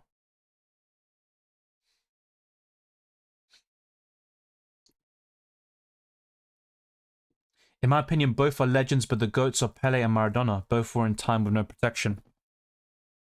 It's difficult to compare different eras, and for me, the top three would be Messi, Maradona, Pele. But yeah, I understand that, and not everyone has to say Messi's the best or whatever. But yeah, from what I've seen, I think it's very clear. Ronaldo much nicer to fans. Like I said, I'm not so sure about that one, but yeah, for me, like Ronaldo, for example, I'm not saying he's always arrogant, but he does have that. And I get it, a lot of top players have arrogance, like even Henry, for example, the best player in the Premier League era. But yeah, I don't know, it's just, there's a lot of things he's said and done that, yeah, I can't really fully appreciate. Like, I appreciate the player, he is a great player, but on the pitch, I think it's quite clear who's better. And then with the personality and stuff, I don't know, I just don't like people who are so arrogant and that think they're better than everyone else and are very insecure and sort of talk down someone else's achievements and stuff. I mean, even what he said about the World Cup, it's my dream, and then, no, it's not a dream, and saying that the Euros is better or more competitive. All right, sure. Argentina generally soak up pressure and get scored on, then they go into overdrive and begin attacking full throttle. The tactic is working and they deserve to be in this final. Yeah, but I'd rather they don't sort of soak up too much pressure. Against England, that game was so cagey. I think it was very balanced. Arguably, England were better until the goal. But yeah, after that, it was a completely different story. And against Egypt and Cape Verde, Argentina created plenty of chances in both matches, but somehow they struggled in both of them. And obviously Egypt did very well to be 2-0 up and they deserved it. But yeah, if I was Egyptian, I'd be very annoyed, even if they were the underdogs and stuff like that. To lose it in the way they did is obviously very heartbreaking. Yeah, I get that, Ahmed. And yeah, if I was Egyptian, I'd probably say the same thing as you, to be honest. But I'll be honest, I struggle to see a big decision in that game that was wrong, that was categorically like favoritism or corruption, like we've seen with Real Madrid. You know, of offside goals against Bayern Munich and Ronaldo scoring, and you know, people don't really mention that. And there's many more examples of that came from. And the same goes for Barcelona back in the day and stuff like that. Every country and team has had decisions go their way, but what surprises me is that the right decisions were made in this case. Like Arsenal West Ham, people were saying, oh, Arsenal are favoured by PGMOL because the goal was disallowed. Well, no, the goal was disallowed rightfully, but it is what it is. Football is a game of opinions. 100% bias. I'm biased as well, but I try to take away bias when it comes to certain things. When someone's asking me for my honest opinion on something. Burnout because Tuchel didn't use his damn squad. Altitude games and extra time. Yeah, and it's also the playstyle. I think having possession in a tournament like this, I mean, it's no coincidence that both Argentina and Spain are in the final. The two teams that are the best in possession in this tournament. So England definitely could have done much better on the ball in a lot of these games. Against Mexico, it's understandable, but against Norway and Argentina, it's a different story. That rabbit punch on Anderson. Yeah, you know what? I'll leave you to your thoughts there. You know what happened behind the scenes, says Easy. What's this about? Probably going to be the Algeria thing. Argentina have no VAR interventions against them, almost double the rate of the next most favoured team. Do you have like a link to that? I'd like to go through it and maybe we can debunk this or talk about it, because that'd be quite interesting.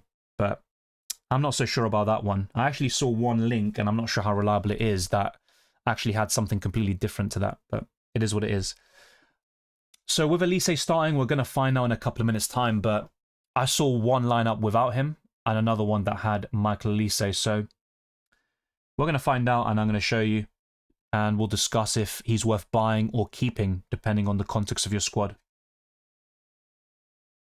Yeah, the lineups are out, so I'm sure a lot of you are telling me already as we speak.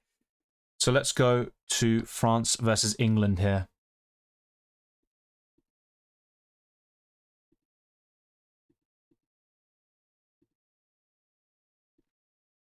So for France, Magnan is in goal. Gusto, Konate, Hernandez, and Lacroix. So exactly what they predicted. Rabiot, Zaire Emery, and Cherki. Mbappe, Elise, and Doué. So if we just go back quickly, what was it? I think, yeah, this one was absolutely spot on.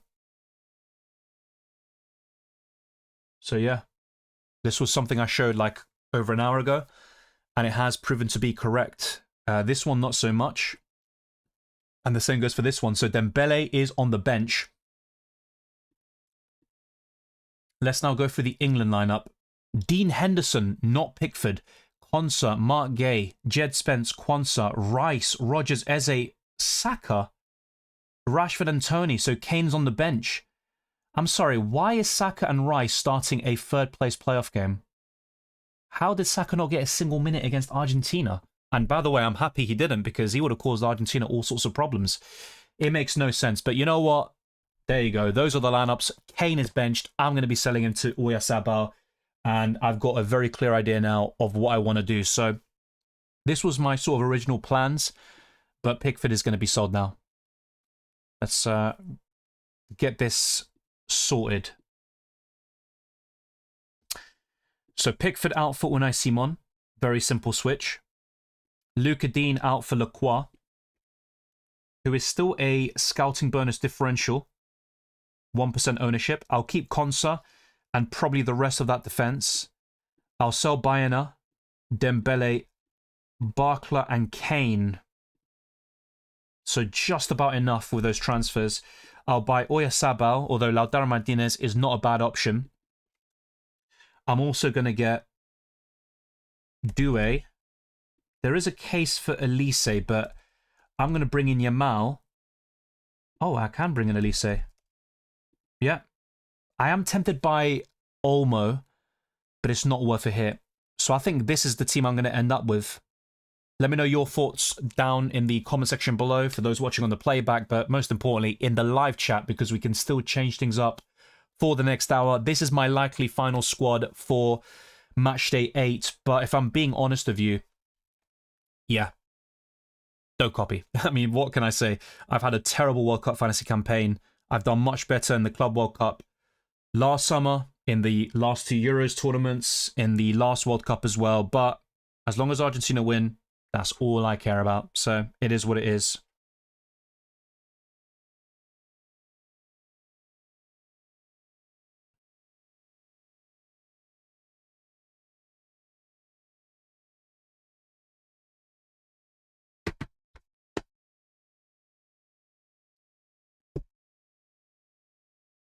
Let's go for some more questions for the next couple of hours.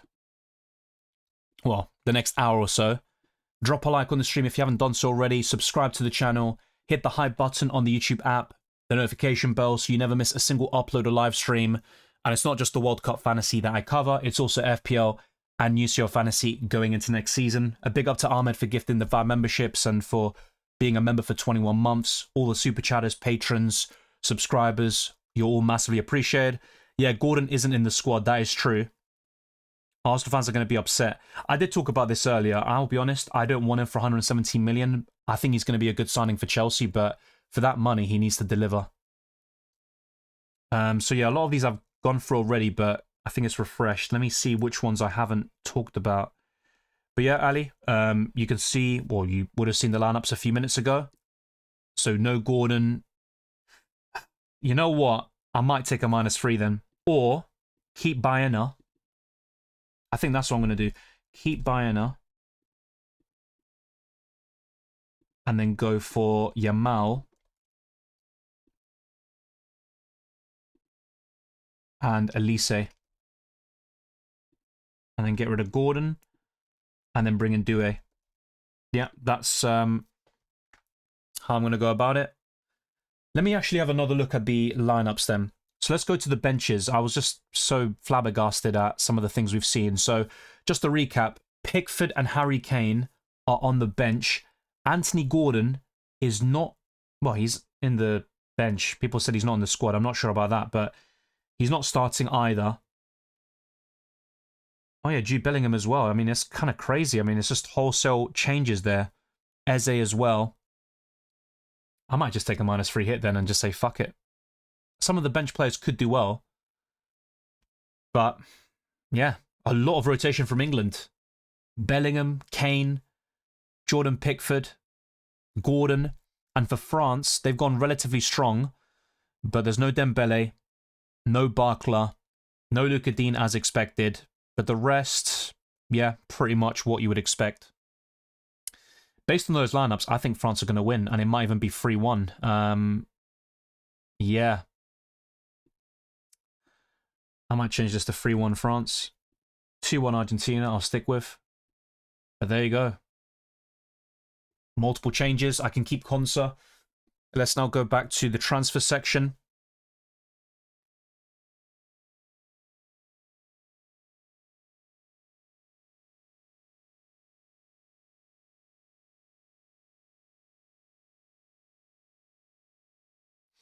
Okay, so Bellingham out.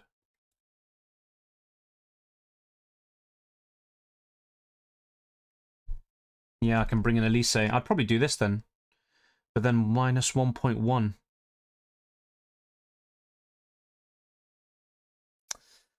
Yeah, that's annoying. Oh yeah, if not, then I'll keep Baena. Didn't I say that? Yeah, I did say that. So yeah, Baena in. Let's also get in McAllister. I've got 7.2 million. I could bring in an England midfielder, to be fair. I wouldn't mind that. Someone like Rodgers. Could even bring in Eze. But I think I'll bring in an England midfielder here. Oh yeah, let's get rid of Oyarzabal as well. Yeah, I can... What even happened there? Oh yeah, this was what I was talking about. So yeah, Bellingham out. Keep Baena.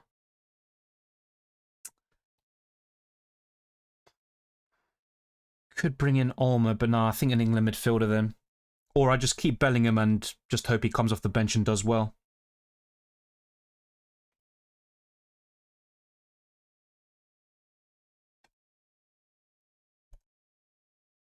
Marcus Rashford could be interesting. Massive differential as well. I'm tempted by Rashford. So let me know your thoughts in the live chat. I'm going to put one interesting poll that you might not expect.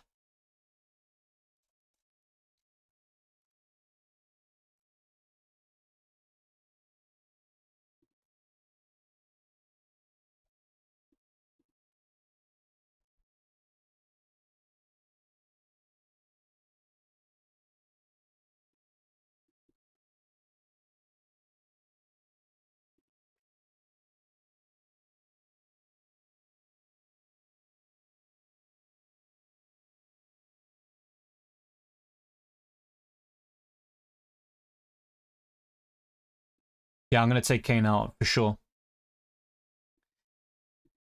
I might sell Messi and Kane for Oyarzabal and Tony. That's interesting. I wouldn't recommend selling Messi, but that's just my opinion on it. Obviously, Spain have a very solid defense. If I max captain Mbappe now, I can't change Messi tomorrow, right? The maximum captain just gives the captaincy to your highest scoring player in your starting 11. So don't worry about the captaincy. It's all good. If Messi outscores Mbappe, Messi's going to get your max captain, but it could be somebody else who ends up being your highest scorer. So yeah, what you see now on screen should be right. So Unai Simon in for Jordan Pickford, Magnan as the other goalkeeper. Yeah, if I just bought Unai Simon from the beginning or had Emi Martinez still, then I would be able to just get all of this for free without taking the hit, but there you go. I'm not going to do that, mate. I mean, I'm going to do everything I can to make sure Argentina wins. So, yeah, I'm going to bring in more Spanish and French, I think. So, yeah, that'd be good. England winning third place and Argentina winning the World Cup. Sounds good to me, but I'll be honest, I think France are going to win tonight. So, with these provisional plans, it would be 7 transfers. That means a -3 hit being taken. Unai Simon for Jordan Pickford, Lacroix replacing Luca Dean, keeping all my other midfielders and Magnan. Sorry, all my other defenders and Magnan. I would bring in Elise, Doué, Yamal and Rashford. So 4 changes in the midfield, whilst Mbappe and Messi would stay alongside Oyarzabal up front with Harry Kane making way. I'd go for Doué over Morgan Rogers. I'm just sorry with Messi at the moment. No, it's fine. I mean, and also, if you are looking to do something different, like if you're back in Spain to win, you've got to back your gut there. It depends on, obviously, your predictions for the final and stuff, but I think it could be quite cagey and low scoring. Maybe not 1-0 like someone in Spanish said earlier, but yeah, I don't see it being a high scoring affair. I think tonight could be a different story there. So, yeah, ultimately try not to make decisions based on saltiness. Do it based on opportunities. And obviously, most people will either captain Messi or at least have him. So that would be a differential play. Is it the best one? We'll find out tomorrow. I have to get Jude, Dembele and Kane out and fix my defender line. Is a -3 for Enzo to replace Bayona worth it? I'd probably keep Bayona, to be honest. Enzo could score and give you a decent return, but I'd keep Bayona. Cherky or McAllister? Probably Cherky. Why Lacroix over Hernandez? He's cheaper. Now, in my case, I've got 1.9 million in the bank, but in terms of ownership, let's actually see.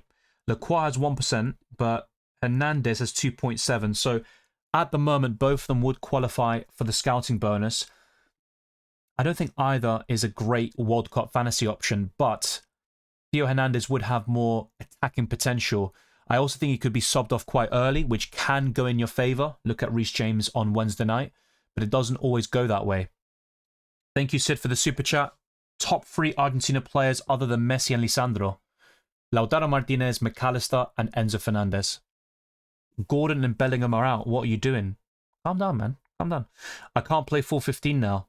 Yeah, look, if you can't, then it's not the end of the world, and that's why I'm open to keeping the likes of Bayona and Bellingham in my squad. But you don't necessarily have to. Wait until Kane scores from the bench and Oyarzabal blanks. I'll take that, especially if that means Spain lose tomorrow. Do I keep Alvarez or take a -3 for Oyarzabal? I'd keep Alvarez. Yeah, I think Mbappe's going to feast tonight. A goal or two. Is Tony a good pun? He could be. My gut feeling is saying no. I'd rather go for Oyarzabal or an Argentina forward over Ivan Toney. Maybe I'm wrong because that French defense isn't great without Saliba. But I'd rather go for Rashford in the midfield. Bet Tony scores a hat-trick. Nah, if he does, that's crazy. I mean, the things people will say about Messi, sorry, I just saw someone mention Messi, about Harry Kane is going to be crazy, but not necessarily true. This week I'm selling Tuchel. That's a good comment. Obviously a bit far back, but I'm trying to catch up to everyone. I prefer Ronaldo warm to Messi, but obviously I don't like him that much at the moment. That's fair. And yeah, like Ronaldo, he is a character. Like, we're not going to deny that. And like, yeah, like we all love that sort of thing. But there's just certain things that he says and does that I just personally don't like. But that's just me. People remember Tuchel PSG, but everywhere else pragmatic. Yeah, and even in the final, and to be fair, PSG had opportunities against Bayern. Yeah, they were a bit pragmatic there as well. I think there'll be 3 or 4 goals in the France-England game. So either 2-1 or 3-1 France is my prediction.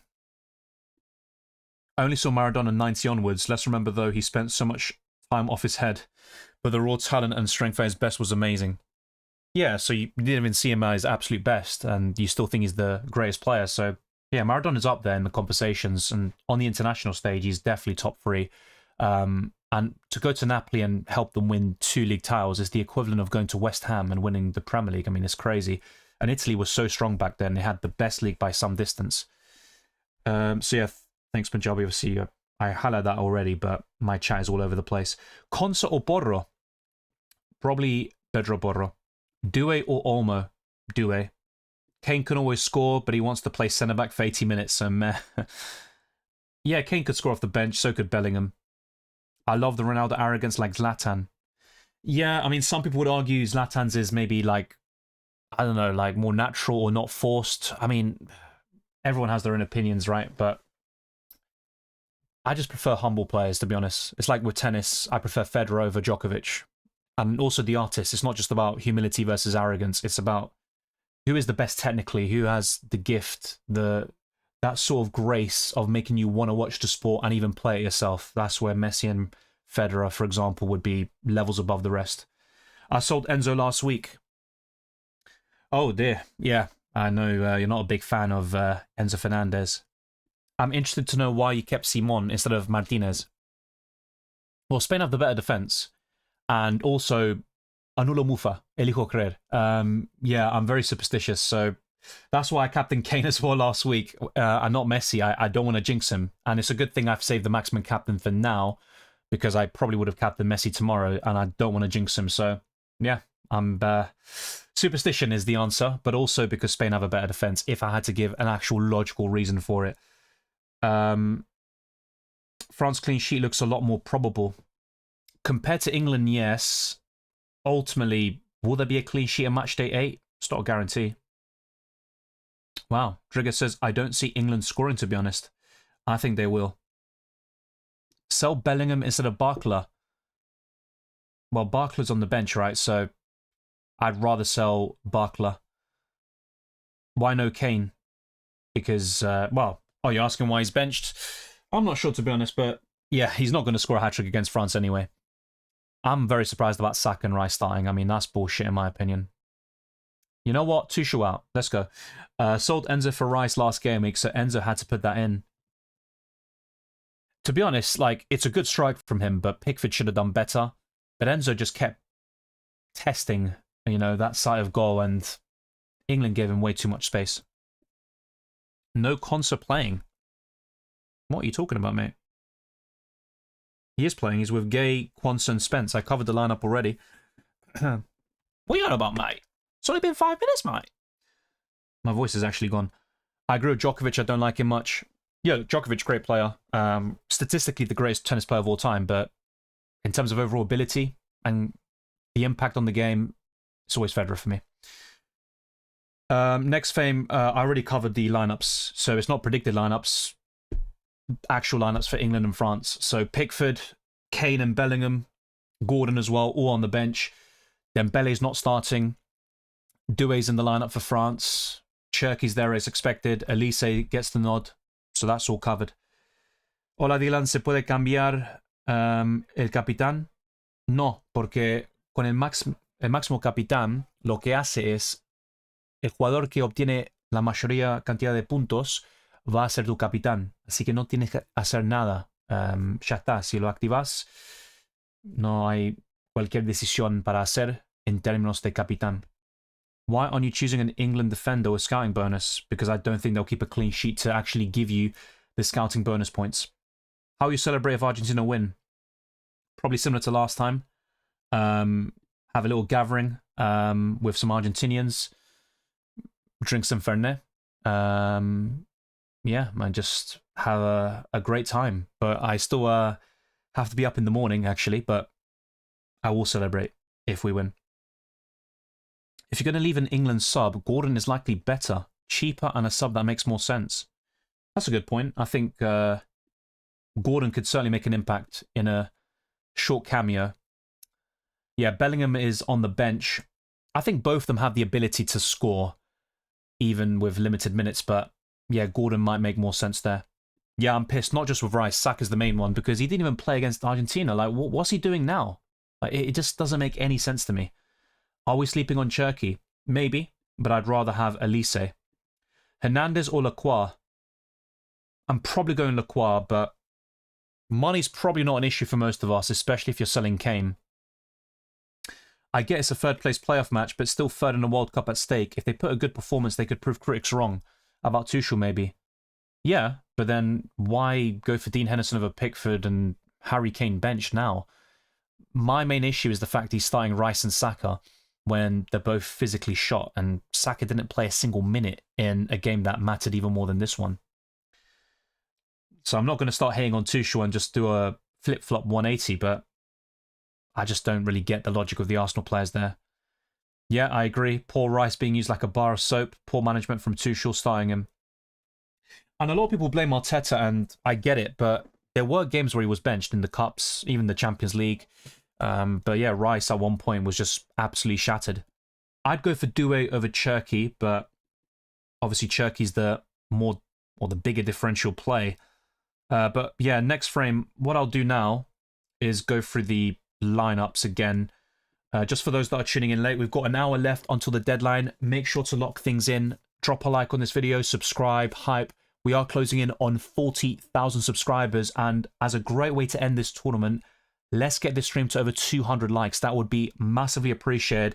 And thanks very much to the new subscribers, to the OGs, everybody, for making this World Cup thoroughly enjoyable. Even the people that I don't agree with, it doesn't matter. It's all about that back and forth discussion, the interaction, and just doing as well as possible in World Cup fantasy, and most importantly of all, enjoying it. So let's see where we are right now. But very shortly, I will go through the lineups one more time.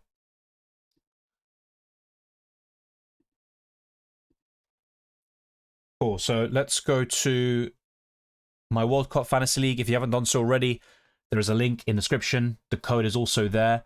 And on the left-hand corner, you can see the World Cup Fantasy League to post on the FIFA app or the Play Zone on the FIFA website. So in terms of players climbing towards 5%, apparently it's only Rodri and Tagliafico, but we could see a late surge in Theo Hernandez's ownership, Lacroix, possibly even Konate as well, Gusto. All of them would qualify for the scouting bonus if they get more than 4 points against England. So for the games, I have changed the France-England prediction to 3-1 in favour of the World Cup runners-up, with Mbappe to score first, and I've gone for Argentina to retain the World Cup title with a 2-1 win over Spain. Messi to score first. That's what I've gone for. And with this one, from the very beginning, I got most of the semi-finalists. Well, actually, I got all the semi-finalists right. Not so much with the quarterfinals and before that, but we won't speak about those predictions. So France, Spain, I went for Spain to win, and then Argentina to beat England. And there you go. Let's see what ends up happening with the final. By the way, they don't have a prediction for the third place playoff. Maybe they should. Just saying. So, these lineups ended up being very accurate for France, not so much for England, of course. But these are the official ones. Magnan in goal, Gusto, Konate, Theo Hernandez and Lacroix, Rabiot, Zaire-Emery and Cherki, Mbappe, Elise and Doué. For England, there are multiple surprises and rotations. Dean Henderson, Konsa, Gehi, Spence and Kwanzaa, who is back from suspension. Declan Rice captains the side with Rodgers and Eze, Saka, Rashford and Ivan Toney. So Bellingham, Kane, Gordon and Pickford are all on the bench tonight. So those are the big sort of surprises alongside Ousmane Dembele, although I kept saying in my videos I think Dembele will be benched. But I thought Elise would also be on the bench there as well. And obviously he's in that lineup. I'm quite keen on bringing him in. And I think Desiree Doué will also find his way in there. So let's go to the transfer section and see what you lot are saying in terms of the poll. Are you taking a hit or even multiple hits? Well, 72% of you are saying free transfers. Let's try to find a way to have free transfers available. So this would be Magnan, keep him, bring in Unai Simon. Yeah, I think Lacroix could come in, maybe Theo Hernandez. I mean, it's not a big difference, probably. Konate, 1.6% ownership. Malo Gusto, 0.5%. So honestly, it doesn't really matter with those. Yeah, we could see a massive swing if one of them gets a goal, but it's not really something you can count on. So let's bring in Theo Hernandez in this case. Rest of the defense will be untouched. Yamal in, Elise, Doué, Oyarzabal. But yeah, if I wanted to avoid the hit, probably Gordon, and then bring in Doué. And it could also be Bellingham, by the way. So I'm going to end this poll and see what you lot think.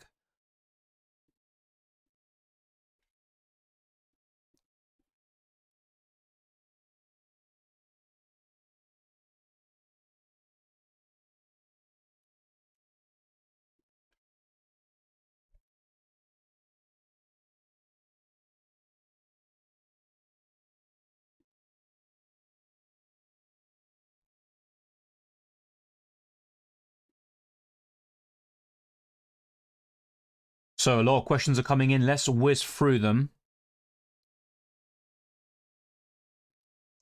Yeah, I think Pedro Porro will play. I'm very confident about that. Punjabi puts his 15-man squad. Looks good. Cherki's in there. Yeah, the midfield's very balanced. It's close to what I'd have in mind. I don't mind Rashford, by the way, or Rodgers, but I've got a good feeling about Rashford. Goalkeepers are good as well. There is a slight preference for Unai Simon, but you've got Kubarsi, Pedro Porro already. Yeah, Lacroix, solid. It could even be another French defender who's starting. They're all scouting bonus eligible. I'm very happy with the squad overall. If you have an extra transfer to spare, maybe Emi Martinez to Unai Simon. Maybe, but it does seem like a bit of a luxury transfer, not necessary. I certainly wouldn't do it for a hit.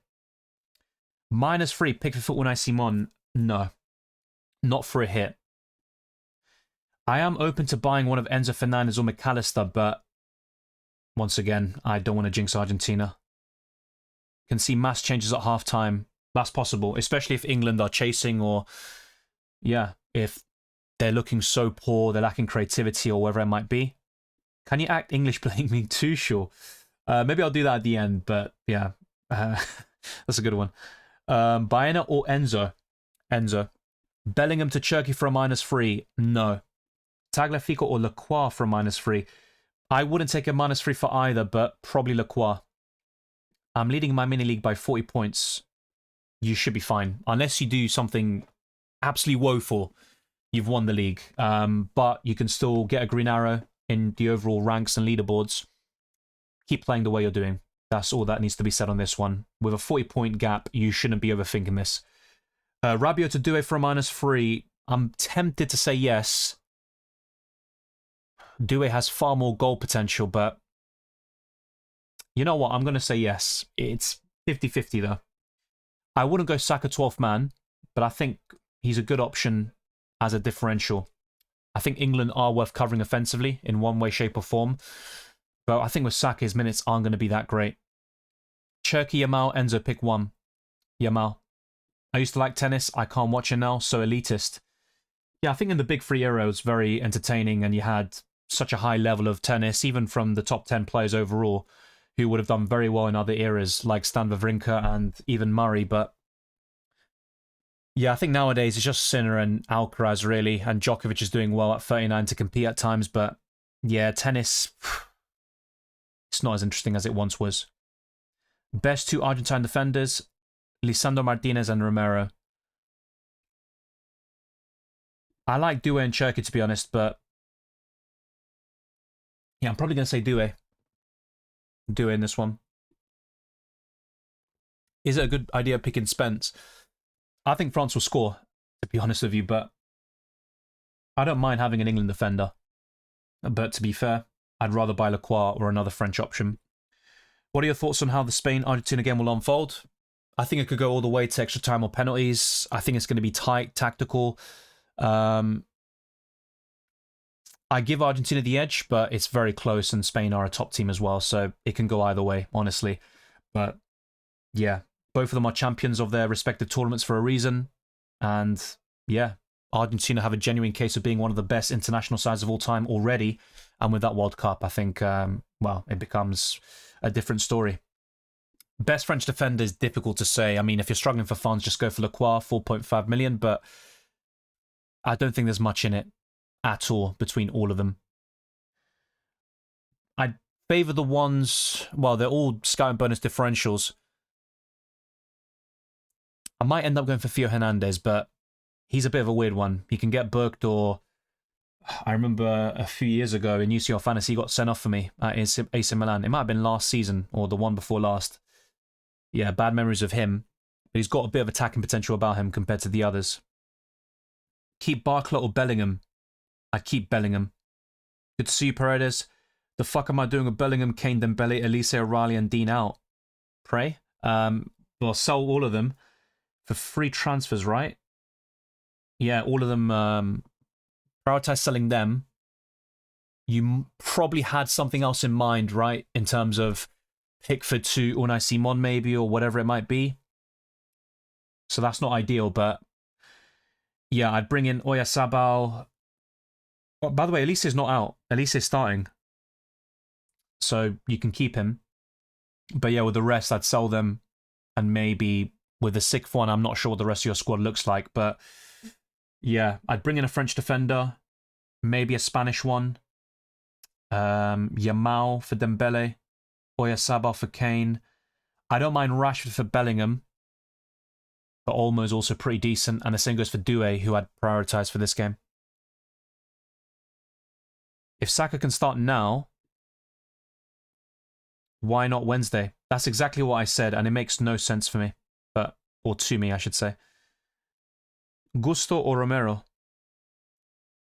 It's a close one, but probably Gusto. Wow, a lot of questions coming in. Bloody hell. I'm going to try to go for all of them, so let's go for this. I wish we could go back in time and see Pele and George Best. They would cook now. Yeah, but the same goes for many other players like Cruyff, Van Basten, Di Stefano. The list would go on and on. Buying it to Olmo for free? Yes, I would go for that. This English lineup is honestly BS. I can see that, but it is a third place playoff. Probably going to play only one goalkeeper Magnan and keep Pickford so I don't need to take the hit. Yeah, that's fair. That is fair. I might end up just keeping Unai Simon. Or keeping Pickford, sorry. And yeah, just avoiding the goalkeeper switch. No worries there. Mermos. Ahmed puts his squad. What's your opinion? Yeah, absolutely fine. I don't see many issues of this, to be fair. Obviously, the double Argentina defense hasn't been great, but hopefully they turn up tomorrow. I'd go for Oyarzabal over Tony. And I'm guessing Mbappe's in there, right? But the rest looks pretty set in stone. I wouldn't change much, but Oyarzabal over Tony for me.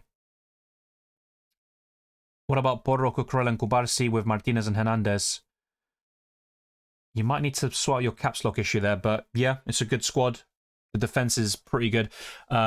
I wouldn't pick 3 Spanish defenders personally out of the 5, but I get it. I think having a double or triple up defensively has worked very well for a long time here in this tournament, but yeah, that means no England defensive coverage. Fair enough.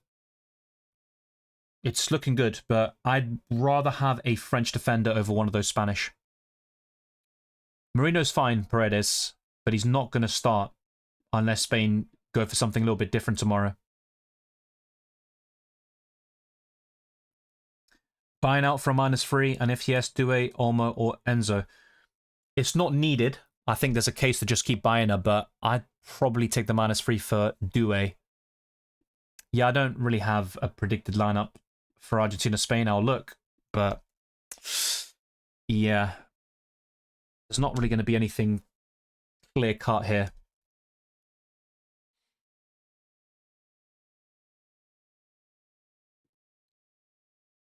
Not sure how reliable this source is. Okay. It seems like it's being reported in several places, so let's go through this.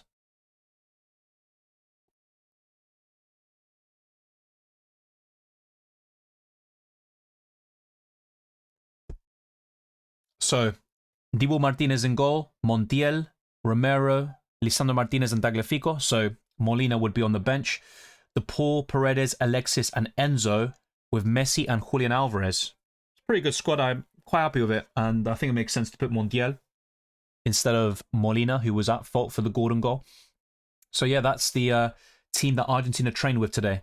And by the way, both Argentina and Spain had their training interrupted because of thunderstorms, but Argentina still went on regardless. Let me see if I can find a Spain predicted 11, which might be of some interest.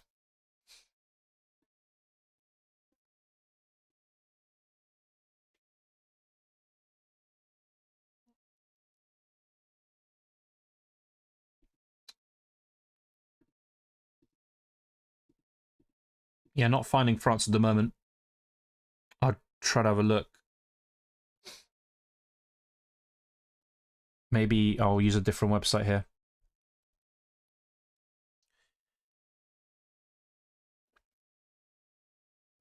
I mean, this is from the London Evening Standard, so I wouldn't really use this as gospel, really. But yeah, they've gone for Unai Simon, Pedro Porro, Cubarsí, Laporte, Cucurella, Rodri, Fabian Ruiz, Yamal, Olmo, Bayana, and Oyarzabal. So pretty much what we saw in the last 2 games against Belgium and France. You've asked this before, mate, and I gave you several answers, but I don't know who you've got in your squad already, so I can give you a player who you can't 12th man because they're in your squad in the first place. But yeah, I think Doué would be good for France. I think Yamal for Spain, if you don't have him already. I think those would be some of the best ones, apart from the obvious Messis and Mbappes of the world. Cherki or Saka? Probably Chaka? Chaka? Cherki for me. That's simply because I back France more than England, but Saka is very good for the national team. Barnes to Olmo for a -3. Is that Barnes? I'm guessing that's Baena. No, I'd keep him. For some reason, the poll is not there. Or maybe it is, but I can't see it for some reason.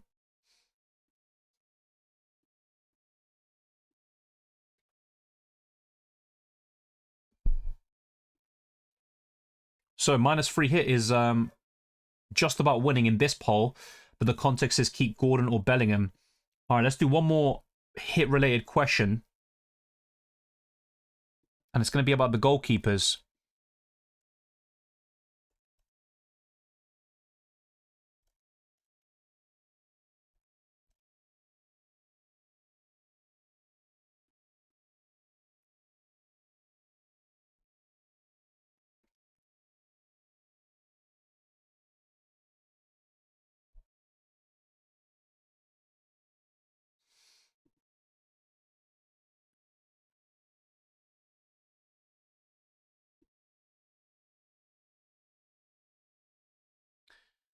I would go for Oyarzabal because Harry Kane is benched.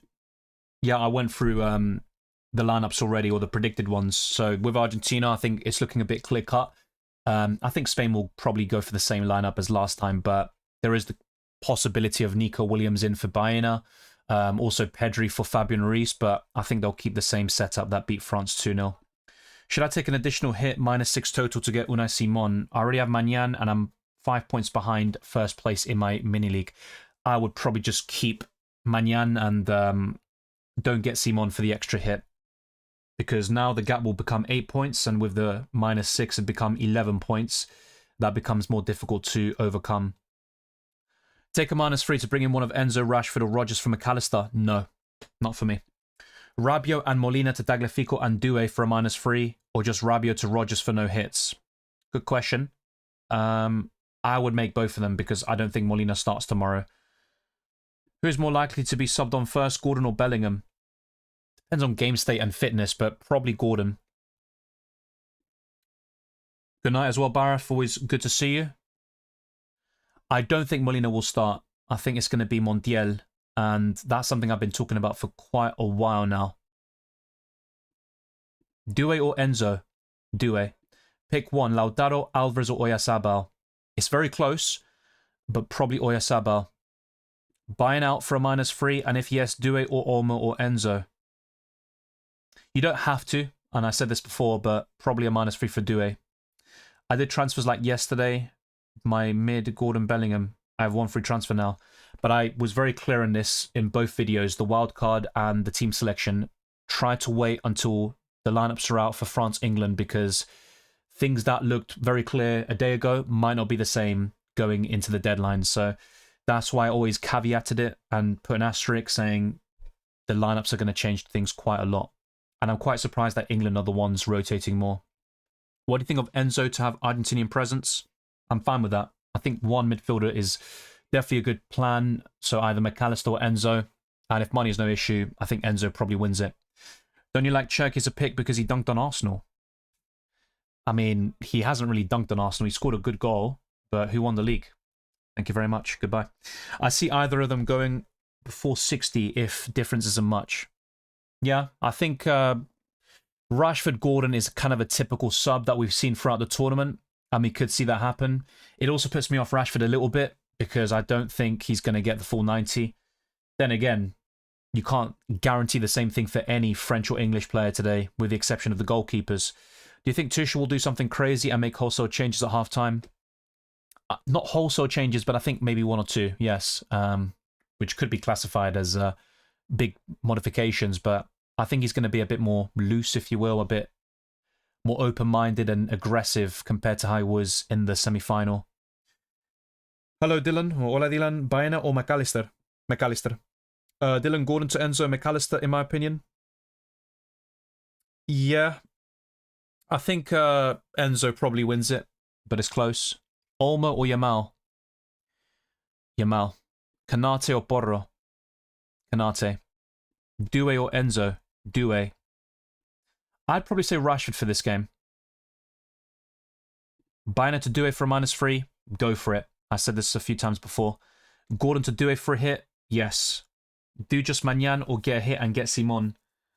I'll be honest, I think probably just Magnan. That's the way I'm going about it, but the poll is in favour for a -3 hit for Unai Simon. Porro or Kubarsi? Pedro Porro. -6 so far. Yeah, it's either a -3 or just using 6 transfers in my case. Let's see what happens. Ahmed puts his team. I think I covered your team already, though. Thank you very much. Buying out for a -3, and if yes, Doué, Olmo, Enzo covered. I said Doué. Let's go for some new ones. I have Magnan and Simon in goal. Should I add one Spanish or French defender? I already have 2 Spanish and 0 French. I'd add a French defender in there, if possible, but only for a free transfer, not a hit. This game could just pile on the misery. It could, or it could leave you with a bit of pride after what happened the other day. Thanks, Paredes. Saka versus Yamal. It's a close one. I think Saka will feature in the game that will be more high scoring, but still Yamal for me. Only Magnan on the squad. Should I go extra goalkeeper or switch Merino? I'd go for extra goalkeeper. If it means you've got the extra player in there and substitution possibility. Porro Kubarsi and -3 points. Just stick with the play you've got then. I wouldn't take a hit for that. Saka or Rashford? No, I think penalties would be Tony. He's the best penalty taker besides Kane. So it wouldn't be Saka or Rashford. But between those two, maybe Saka has the edge on penalties. Fabian to Marino, should I? I'd keep Fabian Ruiz, unless you think Marino's going to do something off the bench. Doué or Cherki? Try not to spam, please. I'd go for Doué. Should I take a -3 for a French defender? No. I think just keep what you got. Apart from Mbappe, who is by far the most likely goal scorer, I'd say Doué and maybe afterwards Elise, but I think Doué is the most likely. Yamal or Cherki? Yamal. Tony or Oyarzabal? Oyarzabal. Yamal, Cherki or Olmo? Yamal. Rashford or Yamal? Yamal. Porro or Kubarsi? Porro. Going heavy on France a good idea? I think it is. If there's one nation to go heavy on, I think it's France, especially after that England starting 11 we've seen. Bellingham for Saka, Rodgers, Enzo for a -3. I'm not entirely sure about this one. If it was Doué, I'd probably go for it, but I'm not sure about that. Who's the best mid from England? Rashford was my answer. Tagliafico or Romero? Romero. Doué or Enzo? Doué. Elise and Lacroix or Saka and Spence? Elise and Lacroix. Do you think Bayern or Williams will play? I think Bayern is slightly more likely, but it's not a guarantee. Also, I feel if Tuchel's going to put maybe a second side on against France, then don't play Saka or Rice, especially Saka, after he didn't play against Argentina. That's exactly how I feel, but he's made his decision. Let's see how it goes. Saka, Eze, Rodgers or Rashford? Yeah, it's probably going to be Rashford for me, but Saka's a good one. He's very consistent for England. Cherki or Olmo? Probably Cherki.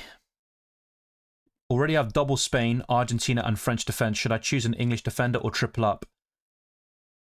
In my best wildcard video, I went for one English, but I think with the lineup England have gone for, I'd pick a third option for one of those. Probably France. Buy Rashford or keep Bellingham? It was in Spanish, actually. Creo que es mejor comprar a Rashford, pero no sé todo el contexto porque está tildado mi chat. A ver.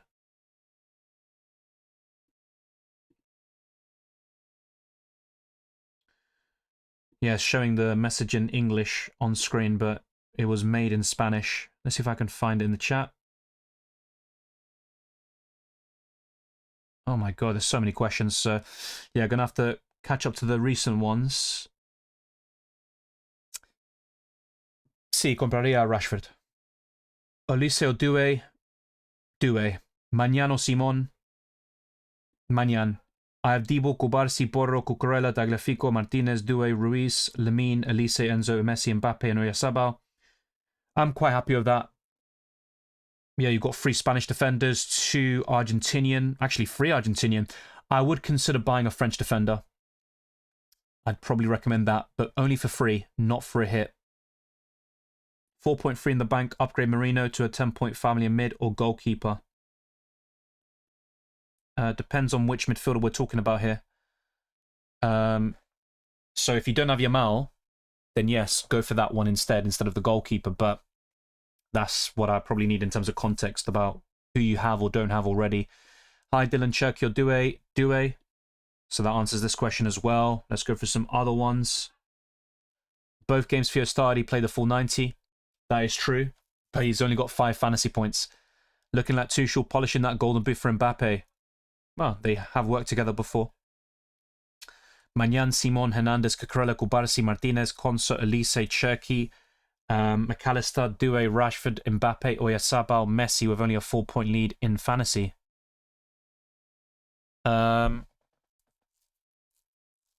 goalkeepers are absolutely fine. I think the defensive line is also solid enough. I'm very happy with the squad. You've got Rashford in there as a differential. No complaints from me. I think that's the way to go. 4-point lead is interesting. I just wonder who your mini-league rival has. But yeah, getting the captaincy right, or if you're using the maximum captain, there's nothing to worry about there. But yeah, that can be very important. Doué or Olmo? Doué. Have 7 French players. Should I sell Elise and Lacroix for Saka and Spence? I'd stick with the French players personally. I like Saka though for this game, but I wouldn't sell Elise. Eze or Rashford? Rashford. Only have Martinez as a goalkeeper. Take a -3 for Simon. No, if you've got Martinez as a goalkeeper, I wouldn't buy Simon. In that case, you'd buy Magnan. That's the only way the hit really justifies itself, in my opinion, because you've got the substitution window where you can switch your goalkeeper if necessary. If you're buying Unai Simon, then you're just going to bench Emi Martinez, and unless you're backing Spain to keep a clean sheet or for Unai Simon to save a penalty or something, get an assist, then it's not really worth it. So for me, it's either keep what you've got or take the hit for Magnan. And in this case, I think I'd probably keep what you've got. Don't take a hit. Theo Hernandez versus Canate, Lacroix, not much in it. Arguably, Theo Hernandez has a bit more attacking threat, but there's not really a big difference. Yeah, I've been asked this question many times. I've made my feelings on the best England midfielder clear. I'd put Saka ahead of most of them, but I think Rashford might be the preference overall. So let's go for the other questions that are new. Not repeating the same ones. Tommy says, I wildcarded this week. Any changes you would make? Okay, so you've got quadruple French defense. That's definitely different. Doué, Mbappe, looks good. Elise as well. Yeah, I'm happy with that squad. Not many complaints from me. Yeah, I think that's good to go, to be fair. And you're going all in on France, which, if there's one team to do so this week, I think it is them. I'm not a big fan of Tony, and I might be wrong about this, but I think Oyarzabal, Lautaro Martinez, Alvarez, and obviously the big two, Messi and Mbappe, are all better. Do I take Molina or Jude out? Depends who you can bring in for both of them, but obviously it's for a -3 to get rid of both of them. If you can bring in a French defender and let's say Yamal, I'd probably take the hit. Would you buy Rashford or Rodgers? Rashford. Rodgers or Rashford covered. Elise on the wing, definitely more likely to score in my opinion. Not than Doué, but he might be the third most likely in that French team. Would you take a -3 hit on Dean? There aren't many defenders I'd take a hit for. I'm not sure. Maybe I'd bring in a French defender, but you need that clean sheet to come through so you can get 9 points from scouting bonus. Do you think Theo will stay on the 5% ownership? He's the most likely to go above it, if we're being honest. And by the way, let me get rid of this. I've been on this for a while now, the Argentina predicted lineup. Yeah, so he has gone up to 3.7% ownership now. I think Lacroix would be, what, 2% now? 1.5. They should be fine. A lot of people are inactive from World Cup Fantasy nowadays, so it makes sense. I think what I'm going to do... Yeah, I think... I'm tempted by Gusto because being subbed off early, assuming it's more than 60 minutes he plays, could be a blessing in disguise if England score shortly afterwards. So I think with the French defenders, it's honestly 50-50. There's not much in it, but they're the team I'd like to double or triple up on defensively this week. But with the attack, that's definitely the priority with the French national team. But that's my current plan. If I wanted to avoid the hit, I would either keep Bellingham, Gordon, or Pickford. But that means no substitution with my goalkeepers. So -3 hit for Unai Simon is winning. Not by much, but 57% of the votes, and almost 300 of you have voted there. Drop a like on the stream. Let's get it to over 200 by the end. And subscribe if you haven't done so already. We are closing in on 40k on YouTube. Join my Discord server. There's also my Twitter, Instagram, Blue Sky. Join the World Cup Fantasy Mini League. And also check out my Spotify. Leave a 5-star review and watch my content on that platform as well. So I'm going to end this poll. And now I'm going to do one final one, really, about my transfer plans. But I've got a good idea of what I want to do. Thank you, Godsent. Much appreciated. Any questions or comments that are spammed will not be read out. So just warning you now, I'll go for the new ones and those that have been patient. I do recognize that there is a lot coming in. So thanks for waiting there. So let's do that. So keep Pickford, 14 players. By Simon.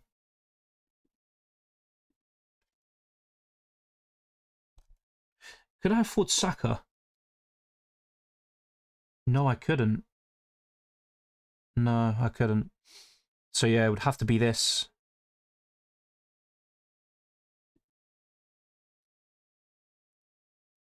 -3. 15. So that'd be 15 players. I mean, that's pretty much what it comes down to. I mean, I could also... What was the other one? Yeah, keep Pickford. The other one is Bellingham.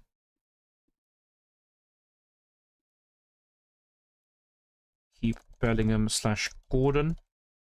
14. Yeah.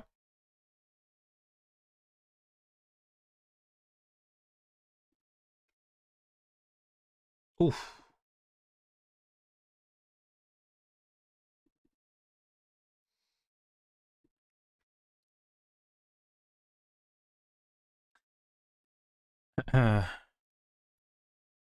That's really good scoring odds there, Drigger. Yeah, I think he could do well. I'm quite bullish on him this week, actually, from the very beginning. Is it worth it buying it to McAllister or Enzo for -3? I probably wouldn't do it for a hit. Should I minus Gordon for Cherky? No, not for me. Pick 2 between Saka, Rashford, Olmo, Doué, and Yamal. Doué and Yamal. Thank you very much. Elise, Cherky, or Doué? Doué. I think Elise would be second in line. I know a lot of people are fancying Cherky here, and maybe he'll end up doing well, but I prefer the others. Let's see what else we've got. All right, Pixel Pusher, good to see you. Should I take a -3 to take out Saliba or Medina? Yeah, I probably would, because you've got 2 defenders missing out, and it's good to bolster your numbers, even for a hit. I would bring in a French defender. Do I take a -3 to trade Bellingham for Enzo, Saka, Rashford, or do I just keep Maignan as my only goalie? I'd probably just keep Maignan, and you can bring in one of those England midfielders for free. Enzo's not bad either, but yeah, Saka or Rashford looks really solid. You were saying about Theo being sent off in UCL Fantasy. He hit a post and crossbar this game, and the sending off was because of a dive in the pen.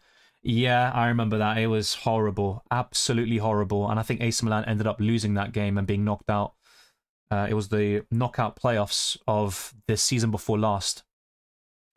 Fair Mello says, out Stones, Dean, Molina, Bellingham, Dembele, Anderson, Kane, in Theo Hernandez, Borro, Romero, Cherky, Yamal, Rashford, Oyarzabal for a -3.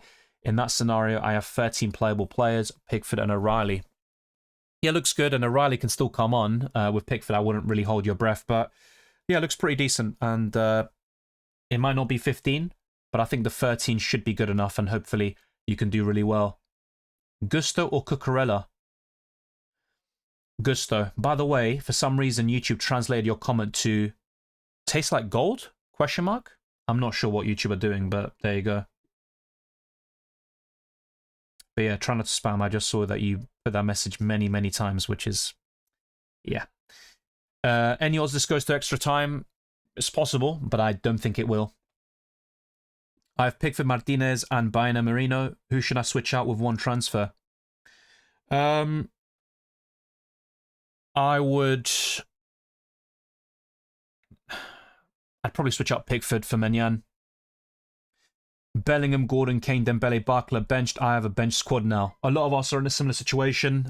Also with Bellingham. Oh, sorry, you already said him. Yeah, there are many examples where that came from, to be fair. But, yep, my chat just bloody bugged out like I did a second ago. Yeah, YouTube has a few hiccups. Let me just get the chat back up. Thanks for your patience. And I think there might be a super chat that I might have missed. Let me check that. We are close to reaching that goal. Subscribe to the channel, hit the notification bell, and like this stream. We are very close to getting it to 200 likes. Thank you very much. It'd be a great way to end this World Cup tournament. And we are closing in on the deadline.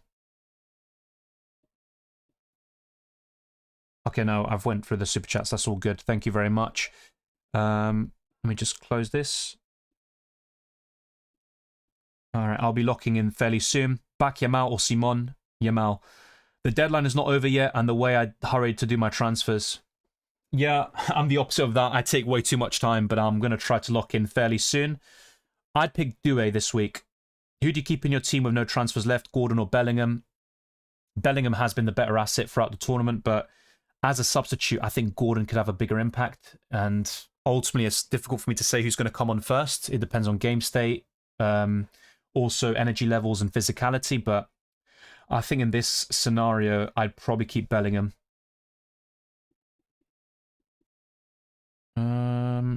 I have 3 defenders from Spain, -3 for 4. No chance. Thoughts on Tony? Yeah, I covered that already, but my answer was I'd prefer the other strikers. Keep McAllister or Bayona? Keep McAllister. Which captain would you choose from tomorrow's final? Messi. Is it worth a -3 to sell Bayona to Olmo? I like Olmo, but I'd probably keep Bayona. Olmo or Cherki? Maybe Cherki here. Have Doué, Elise, and Yamal, Oyarzabal, and Mbappe already? Yeah, still Cherki for me. I don't think Max Captain pays well with most players above 20% ownership.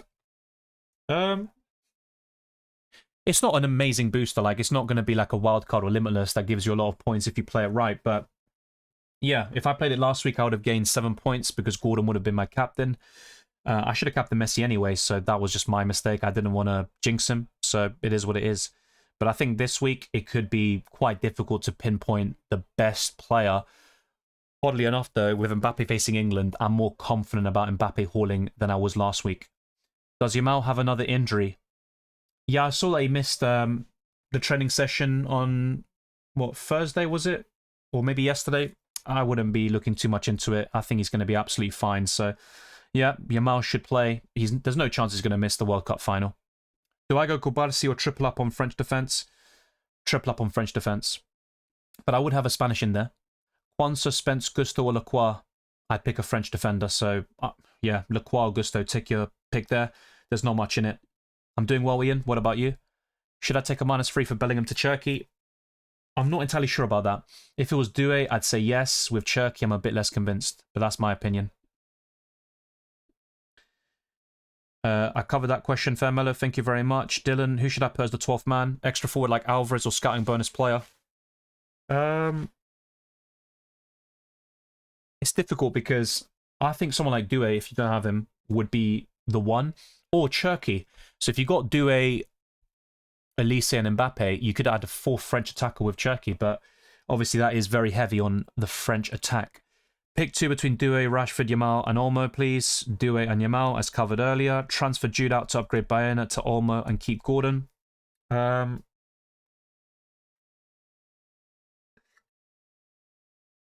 Yeah, I think that's fine. As long as it's for free. Hernandez, Augusto, Lacroix, it's honestly minimal. Probably Hernandez if money is no issue, but that could go either way. Got Doué, Yamal, Cherki, Bayona, who should be the 5th midfielder. I would go for Elise. Cherki or Saka? Probably Cherki simply because I back France to win this game. Yeah, I think Jude could be subbed on, but the same goes for Gordon as well. Why Yamal over Olmo? I think Yamal can cause Argentina a lot of problems. I think both of them are quality players, of course, but Yamal, I still think is one of those difference makers and X-factor players that Spain don't really have too much of, actually. But they have a very solid team. Spence or Theo? Theo. If it's anything about England versus France, I'm going to pick the French player, to be honest. Okay, so I did a wildcard video yesterday, but just for those that are tuning in now, with all the benchings that we're seeing at the moment, if I were to sort of build a wildcard team, I'd probably go for something like this. I'd bring in another French defender, so this could be anyone, Gusto, Lacroix, take your pick, Canate.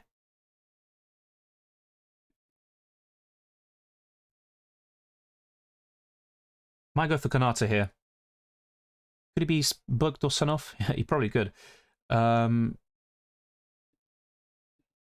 Yeah, I mean, I think one of these French defenders will be bugged. I'm not sure which one, but let's go for the fullbacks. Martinez, Cucurella, Consa, Magnan, Unai Simon. Looks decent. I'd probably stick with that. Maybe for England, I'd pick Quansah. Just for the scouting bonus. As long as he doesn't get sent off again, you should be fine. I'd go for that front three. Oyarzabal, Mbappe, Messi. Yamal, Doué, Elise. Yeah, absolutely locked in. Maybe one of Saka or Rashford. But to be honest, because of budget, I'm going to go for Rashford here. And then we've got enough money for an Argentina midfielder like Enzo Fernandez, McAllister, or Dani Olmo. I've got exactly enough money for Olmo. That's probably the best wildcard squad I'd build. There you go. I think that is the best possible team. For me, it'd be a -12, so I'm not going to do that. Instead, I might take a -3 hit of my own or stick with the 6 free transfers. So that's going to be my final decision. In terms of the poll, with my final transfer plans, buy Simon and Rashford for a -3 hit with 15 players is winning with almost half of the votes. Keep Pickford and 14 players is second. And then keep Bellingham or Gordon with 14 players is last. But technically, 54% of you are voting for no hits and having 14 players instead of forcing the 15th. But yeah, I might end up taking the hit for the last match day. Go for Unai Simon, hopefully jinx him. And yeah, I've got 8.9 million here. So I can't go for Saka, unfortunately. And I've still got Baena, who's not my favourite, but obviously the alternative is to go for Cherki or Elise. And then I'm able to get Olmo if I really wanted to. But I think this game between England and France could be quite high scoring. And I don't mind having a Marcus Rashford in there as a scouting bonus differential. So this is my most likely final squad, which would be for a -3 hit. So Unai Simon would replace Jordan Pickford, who is benched. I would also replace the rotated Luka Dean for Theo Hernandez. No other changes in the defensive line. I'd keep Baena. And that's about it. The other 4 midfielders would change with Elise, Doué, Yamal, and Rashford replacing Bellingham. Who is it now? Bloody hell, I forgot who I even had in the first place. They were that bad in World Cup Fantasy. Ousmane Dembele was another one. Also, Bellingham and Gordon. Obviously, they were pretty good, but yeah, I'd sell both of them since they're benched tonight. Dembele as well. And Harry Kane isn't starting, so Oyarzabal would not only fund the other moves, but it would give me an extra starter, and this time for the World Cup final. So 1.4 in the bank, -3 hit. It's just a question of, do I go for Unai Simon or just keep 14 players? Triple French defense or 2 French, 1 English? Probably 2 French, 1 English, but I don't mind them triple up. Gordon to Rashford for a -3? Yes. Who to captain if I'm chasing? I still would captain Mbappe, to be honest, but if you're chasing, Desiree Doué. Yeah, Alvarez 12th man, and he had a great moment against Switzerland, but I still think he's got another moment in him, and hopefully it's tomorrow. Seems Mainu is injured, else he would be up in place of Rice. Yeah, if he isn't, I'm not sure. I mean, Rice himself is walking on his last legs, really. Thank you, Terry Owen. Hi, Dylan, keep up the good work. Cherki or Enzo? Probably Cherki. Theo or Lacroix? Very similar. The same goes for Gusto and Canate. I'd probably go for Theo. I already have Canate, Cucurella, Cubarsí, Martinez. That's fine. I'd pick the French defender.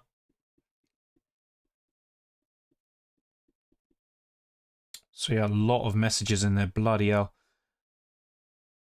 Yeah, I think France could win quite comfortably. I've gone for 3-1. My original prediction was 2-1. Borro or Laporte? Pedro Borro. They're both very similar as well. Cherki or Rashford? I'm leaning towards Rashford. But that's also because I've got Mbappe, Elise and Doué already. I have 2 playing goalkeepers in Magnan and Simon, but kept O'Reilly, but keep O'Reilly, or only have Magnan and switch O'Reilly for Cubarsí. There's not really much difference here, but probably the goalkeeper transfer, because if France don't keep a clean sheet, yeah, you've basically got a blank guaranteed in your starting 11. At least with your defenders and maybe with your midfielders and stuff, you can have a formation where everyone in your starting 11 returns, even if your, well, O'Reilly blanks today, which is very likely. So hopefully that makes sense. McAllister or Rashford? Rashford.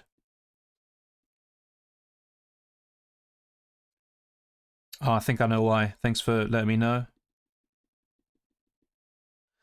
Yeah, it's just a bit of... yeah, I think the chat on YouTube just glitched out. That's why. France or England goalkeeper, it would be Magnan. I'd pick Magnan.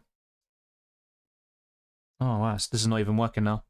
Let's see if I can get it to work.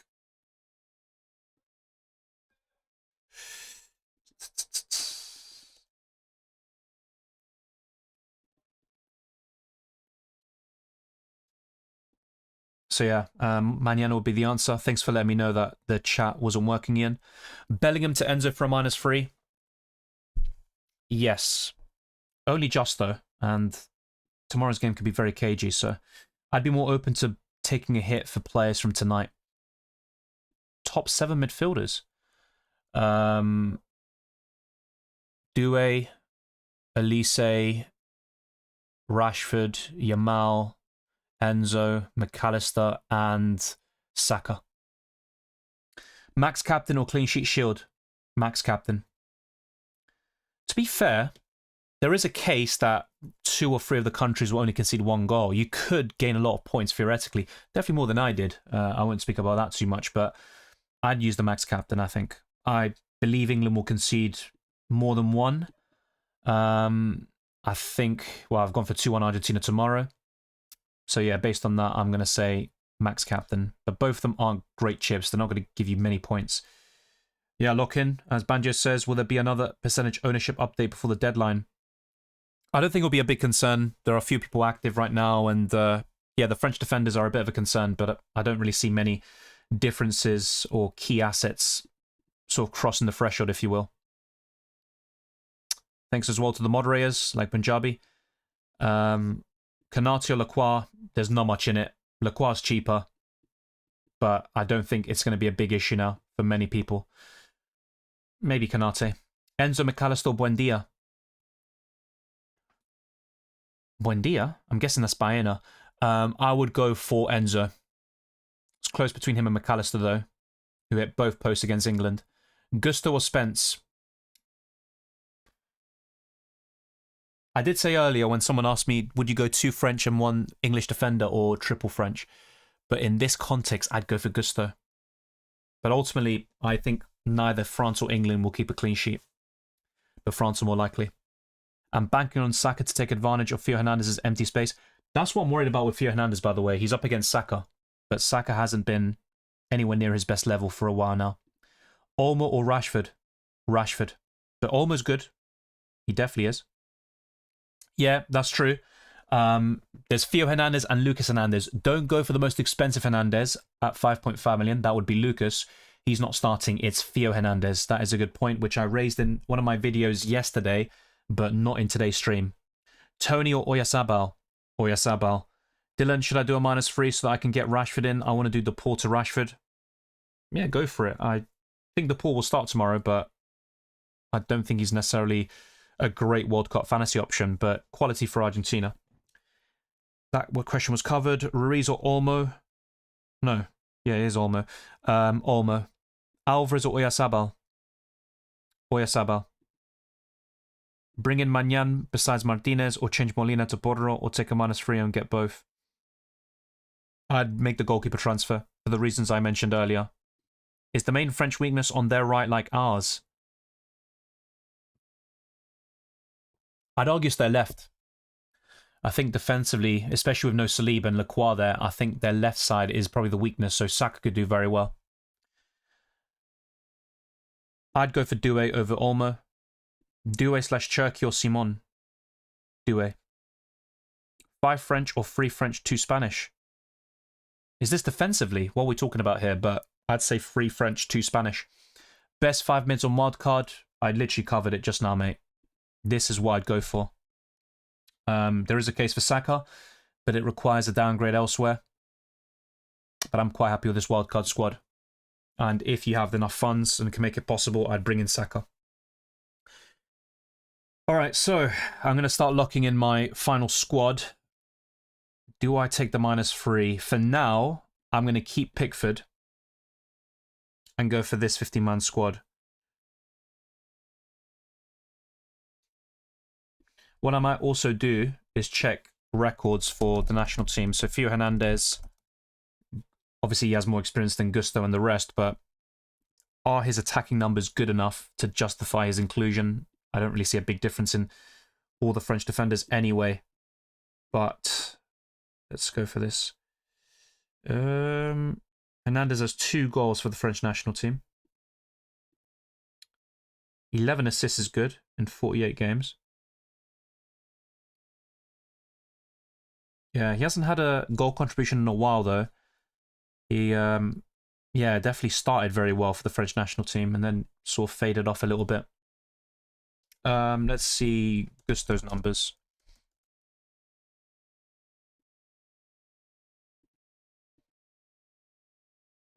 "15 games, no goals, 4 assists. That's not too bad.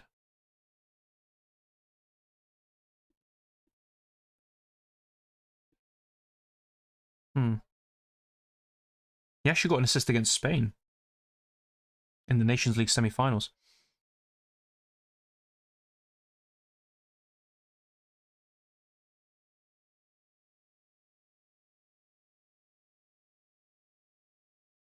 But yeah, Gusto's minutes are very insecure. That's what puts me off him a little bit. I'd probably rank him a bit lower than Theo Hernandez, to be fair.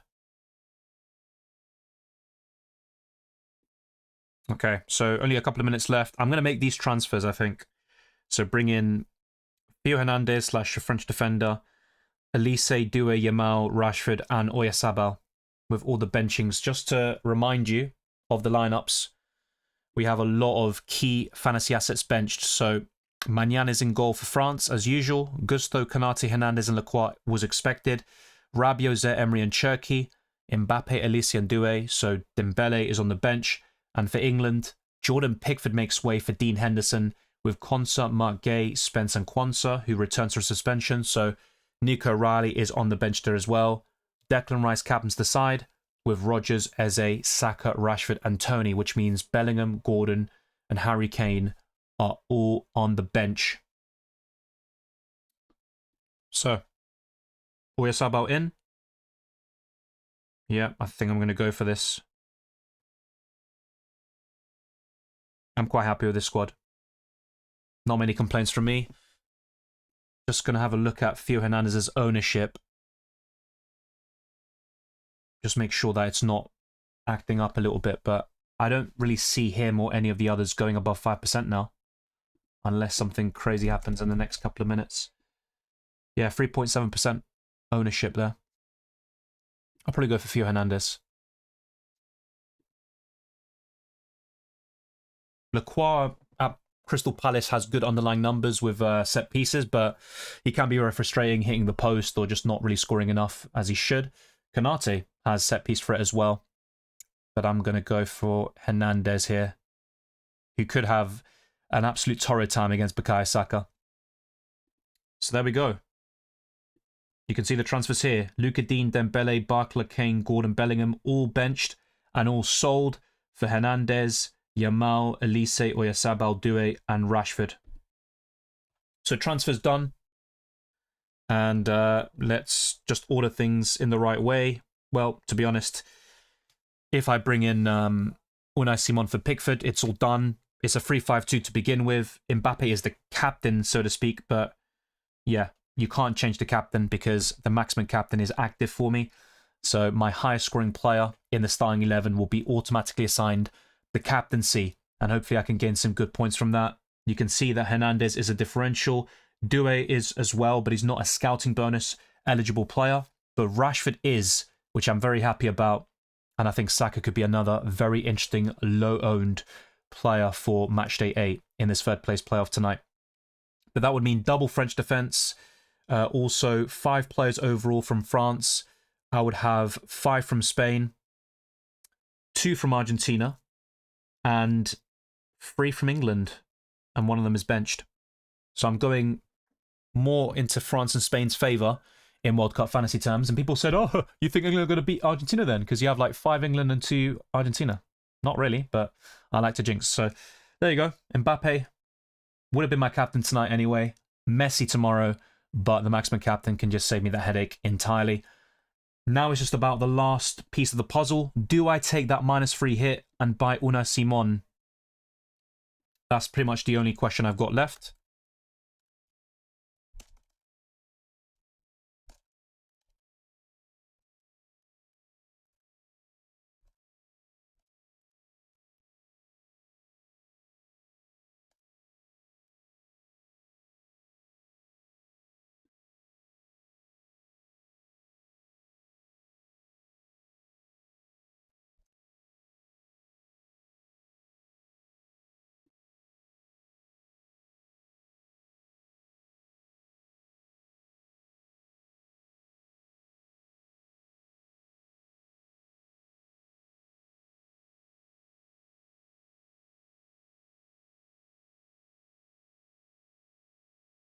So yeah, that is the last poll. And yeah, locked in, says B101 for you. Good luck. We've only got a minute left. Good luck as well, Mohammed. Maximum captainship can be a nice addition to FPL. Possibly, but it's not something that's going to give you many points anyway. Banjo says 4th isn't bad. Are we talking about England? Who will be on penalties for England? Ivan Toney. I'm very confident he'll be on penalties. Pick 2 of Doué, Cherki, and Olmo. I would pick Doué and Olmo. Or Porro or Kubarsi. Porro. Thank you, Paredes. Been a great tournament. Thanks for leading us. Enjoy the next couple of weeks before FPL starts. Have a great weekend, Dylan, and thanks again. Thank you very much. I will be on holiday fairly soon, but the plan is to do FPL content as well, and maybe a preliminary draft in the next couple of days before FPL launches. That's the plan, but stay tuned for that one. And once the time comes, UCL Fantasy will also be covered on the channel. Trennick says, I don't think anyone keeps a clean sheet. Based on my predictions, I agree with you. Good luck for one last time, everybody. Thank you, Giuseppe, and the same goes to you. Gusto isn't as good as recovering as Hernandez. No, but there aren't any ball recoveries in this game, so it doesn't really matter. I've gone for 6 Spain, 5 France, 4 Argentina, no England. Wow, that's interesting. Keep the squad is winning, by the way, 60%. Pickford to Unai Simon for a -4. Sorry, -3 is not the winner. Yeah, buzzer beaten. It always is, mate. Even if I'm doing it very late, I always get it done. It's only been 5 minutes, mate. Yeah, we're locked in. So Unai Simon is not in for a -3. And hopefully Argentina score, so it doesn't matter.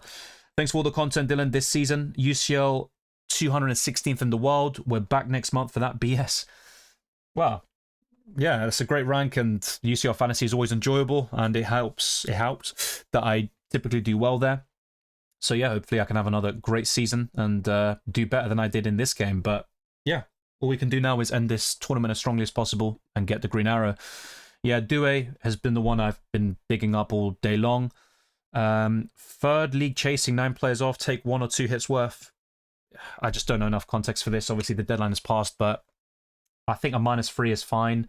I just wouldn't be taking too many hits at this stage of the season. And yeah, it depends on what the gap is, which players are going to be part of this hit. But not many players are really worth the hit, and that's why I didn't bring in Unai Simon for Jordan Pickford. Doué or Rashford? I would say Doué. 3 Spain defenders and 1 France. I'd split that 2-2. I prefer France this week anyway. Doué for me over Rashford, Daniel. Both of them are differentials as well. Fair enough, Twisted Parky. I meant recovery to get back, leaving spaces. Yeah, I think Theo Hernandez could get booked today against Saka, so we'll see what happens there. Lacroix and Rashford, Rodgers and Theo Hernandez. It's a close one, but I would have gone for Lacroix and Rashford.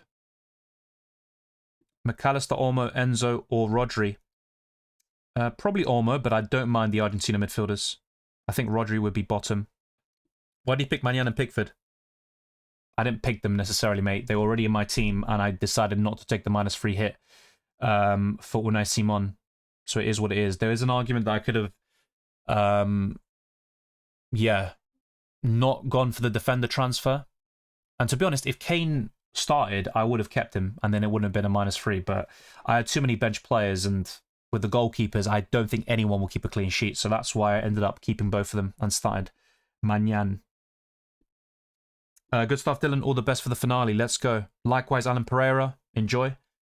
I've got like 440 something. You would have seen it from most of the stream. If you rewind, you're going to definitely find out there. Your view on Rodgers' transfer? I think it's way too much money, so I actually don't blame Arsenal for not going for him. But yeah, Arsenal need to get some business done anyway. And I always had some reservations about Rodgers as a winger signing, which is what people were reporting. But yeah, it could be a good one for Chelsea, but way too much money in my opinion. Buying it to Rashford for a hit or O'Reilly to Kubarsi for a -3. If I had to pick one, it would have been Rashford for a hit, mate. -3 for a goalkeeper. Why are you even entertaining that, though? Well, I did say this before with a few scenarios where it makes sense to make a goalkeeper transfer and maybe avoid a defender move instead. Because if France don't keep a clean sheet today, then I've got a blank in my squad guaranteed. But yeah, that's the only reason why I was entertaining it. I think Argentina will score tomorrow, and I hope they do and win the World Cup final. Team locked, says Punjabi. Doué, McAllister, Theo Hernandez instead of Cherki, McAllister, Lacroix. Wait, who did you get instead of McAllister then, since you said McAllister twice? But all the best there. Mohammed says, I've been watching you since you were on the 10k subs. Nice to see your hard work paying off. That was a while ago, probably around 2021, 2022. So yeah, big up to you. And yeah, it's always good talking to people for many years and OG viewers and stuff. So hopefully we just keep on growing. 40k is on the horizon, and within the next month or two, it will be achieved. Yes, Panjo, we are locked in. Good luck as well, Thierry Star. Ended up taking a -3 to get a final French defender. Yeah, I think a -3 can make sense in this context, but in my case, for a goalkeeper, I didn't want to do it. Rice goal. Yeah, England scored. Declan Rice, fair play. Well done, Tuchel. Yeah, Pickford on the bench. Look, I'm not going to judge this too much early, but yeah, there you go. None of my players have returned so far, which is not a good thing. I'm going to try to get the game up, by the way, but for some reason I just can't watch at the same time while streaming, so I will end it fairly soon, and then, yeah, do it that way. Just one with 2 England, 5 Spain, 3 French, and 4 Argentina. It's a good balance. We'll see if the going in on all in on France actually works in the end. Maybe it's a good thing I activate the maximum captain now. But yeah, Rice with the early goal. Took a -3 on Spain, triple defense. Expected it would be torturing. Yeah, I hope it doesn't work for you, mate. I hope the other things work, though, in World Cup Fantasy. They're showing the France-England match on the official broadcaster YouTube channel in India FOC. Oh, wow. That's interesting. Thanks for the tip. I hope Bellingham will score. Not sure about that one. Yeah, clean sheet ruined in the 3rd minute. I don't think anyone keeps a clean sheet. Wow, Magnan's my maximum captain. That's interesting. Rice has scored. Unbelievable. Yeah, it is unbelievable. I didn't expect a goal that early. England scores. Thank God not going for France triple defense. Yeah, I went for a double up, and I talked about maybe tripling up in certain areas, but there's still time, at least for the attackers to do well. Would you rather not take a hit than do Bayern to Rashford? Probably not do a hit. Rice goal, and I was about to play him. Yeah, goal. England will shock everyone. Maybe, but it's early days, and ultimately it's a 3rd place playoff. But yeah, I said this earlier. England to get 3rd place in Argentina World Cup. I'd sign up for that all day long. Took a hit to get Hernandez and Rice scores. Yeah, that can happen. Dylan jinxed as usual. I don't always jinx. Hopefully you jinx it with the Spanish players. My team, Magnan, Simon, Consa, Kunde. Why does it say grandson? Kubarsi, Porro, Eze, Doué, Rashford, Yamal, McAllister, Messi, Tony, and Mbappe. All the best there, Twisted Parky. Yeah, you went for Tony in the end. I think he's on penalties, whilst Kane is on the bench. Yeah, Tony's record from the penalty spot is phenomenal, so makes a lot of sense there. The assist for Declan Rice's goal, well, no one's got it. So, there you go. A very poor start there for France in Didier Deschamps' final game in charge. France are all over the place in the defence. Yeah, I'm not too surprised. Someone made that point with, you know, Saliba coming off and Lacroix replacing him, that they were just so disjointed, but it's very early in the game. I still think France will score. Wow, Theo went over 5% ownership. Yeah, that's annoying. Yeah, that's the bad thing about I think, World Cup Fantasy because it updates it quite quickly, but then in the final minutes leading to the deadline, you don't see that. And we had a similar situation with Laporte on Matchday 1, which is why I ended up buying him back. And yeah, you know the sort of drill what happened. I got him for Matchday 2 in the end, Llorente for Matchday 1. But yeah, ultimately it doesn't matter. France are going to keep a clean sheet. I don't think Theo will get more than 4 points, so it doesn't matter, but that sort of thing can cost you. Will England defend for 90 minutes now? No, I don't think so. Less pressure, third place playoff, and I think France will be more vulnerable than Argentina were the other day. So yeah, I think England will be fine, and they can even win tonight, which isn't good for my World Cup fantasy team. I've only got Concert and Rashford in my lineup. Oh yeah, Pickford on the bench. It doesn't matter. He's on the bench himself, but yeah, this has been a very chaotic end to World Cup fantasy, and hopefully the game tomorrow lives up to the hype and we see a fantastic final. And also this third place playoff continues as it started with an early goal by Declan Rice. Thanks everyone for tuning in. Drop a like on this video, subscribe to the channel, and all that good stuff. It's been a pleasure covering the World Cup over the past month or so, and it doesn't stop there because FPL will be released in a couple of days' time, and I will be covering the launch and the prices, the fixtures, differentials, and also a few different squad structures, if you will. And then, of course, with UCL Fantasy, in the build-up to that, in August and September, I'll be doing videos and live streams for every single deadline, and I'm very much looking forward to it. But hopefully the World Cup ends up being a great one. I mean, it has already been a good tournament with the football, and I'm just hoping the end is very, very good. England is parking the bus right now, yeah, but hopefully they actually show a bit more ambition than that. And I also want France to score a goal for my World Cup fantasy team. Chris Payne says Mbappe faster than the ball. Yeah, he's rapid, to be fair. And I think in 2018 he was even quicker. Ian saying, Bomba clot. Yeah. Well, there you go. It's already it. I've been streaming for the last 3 hours. I haven't had dinner yet.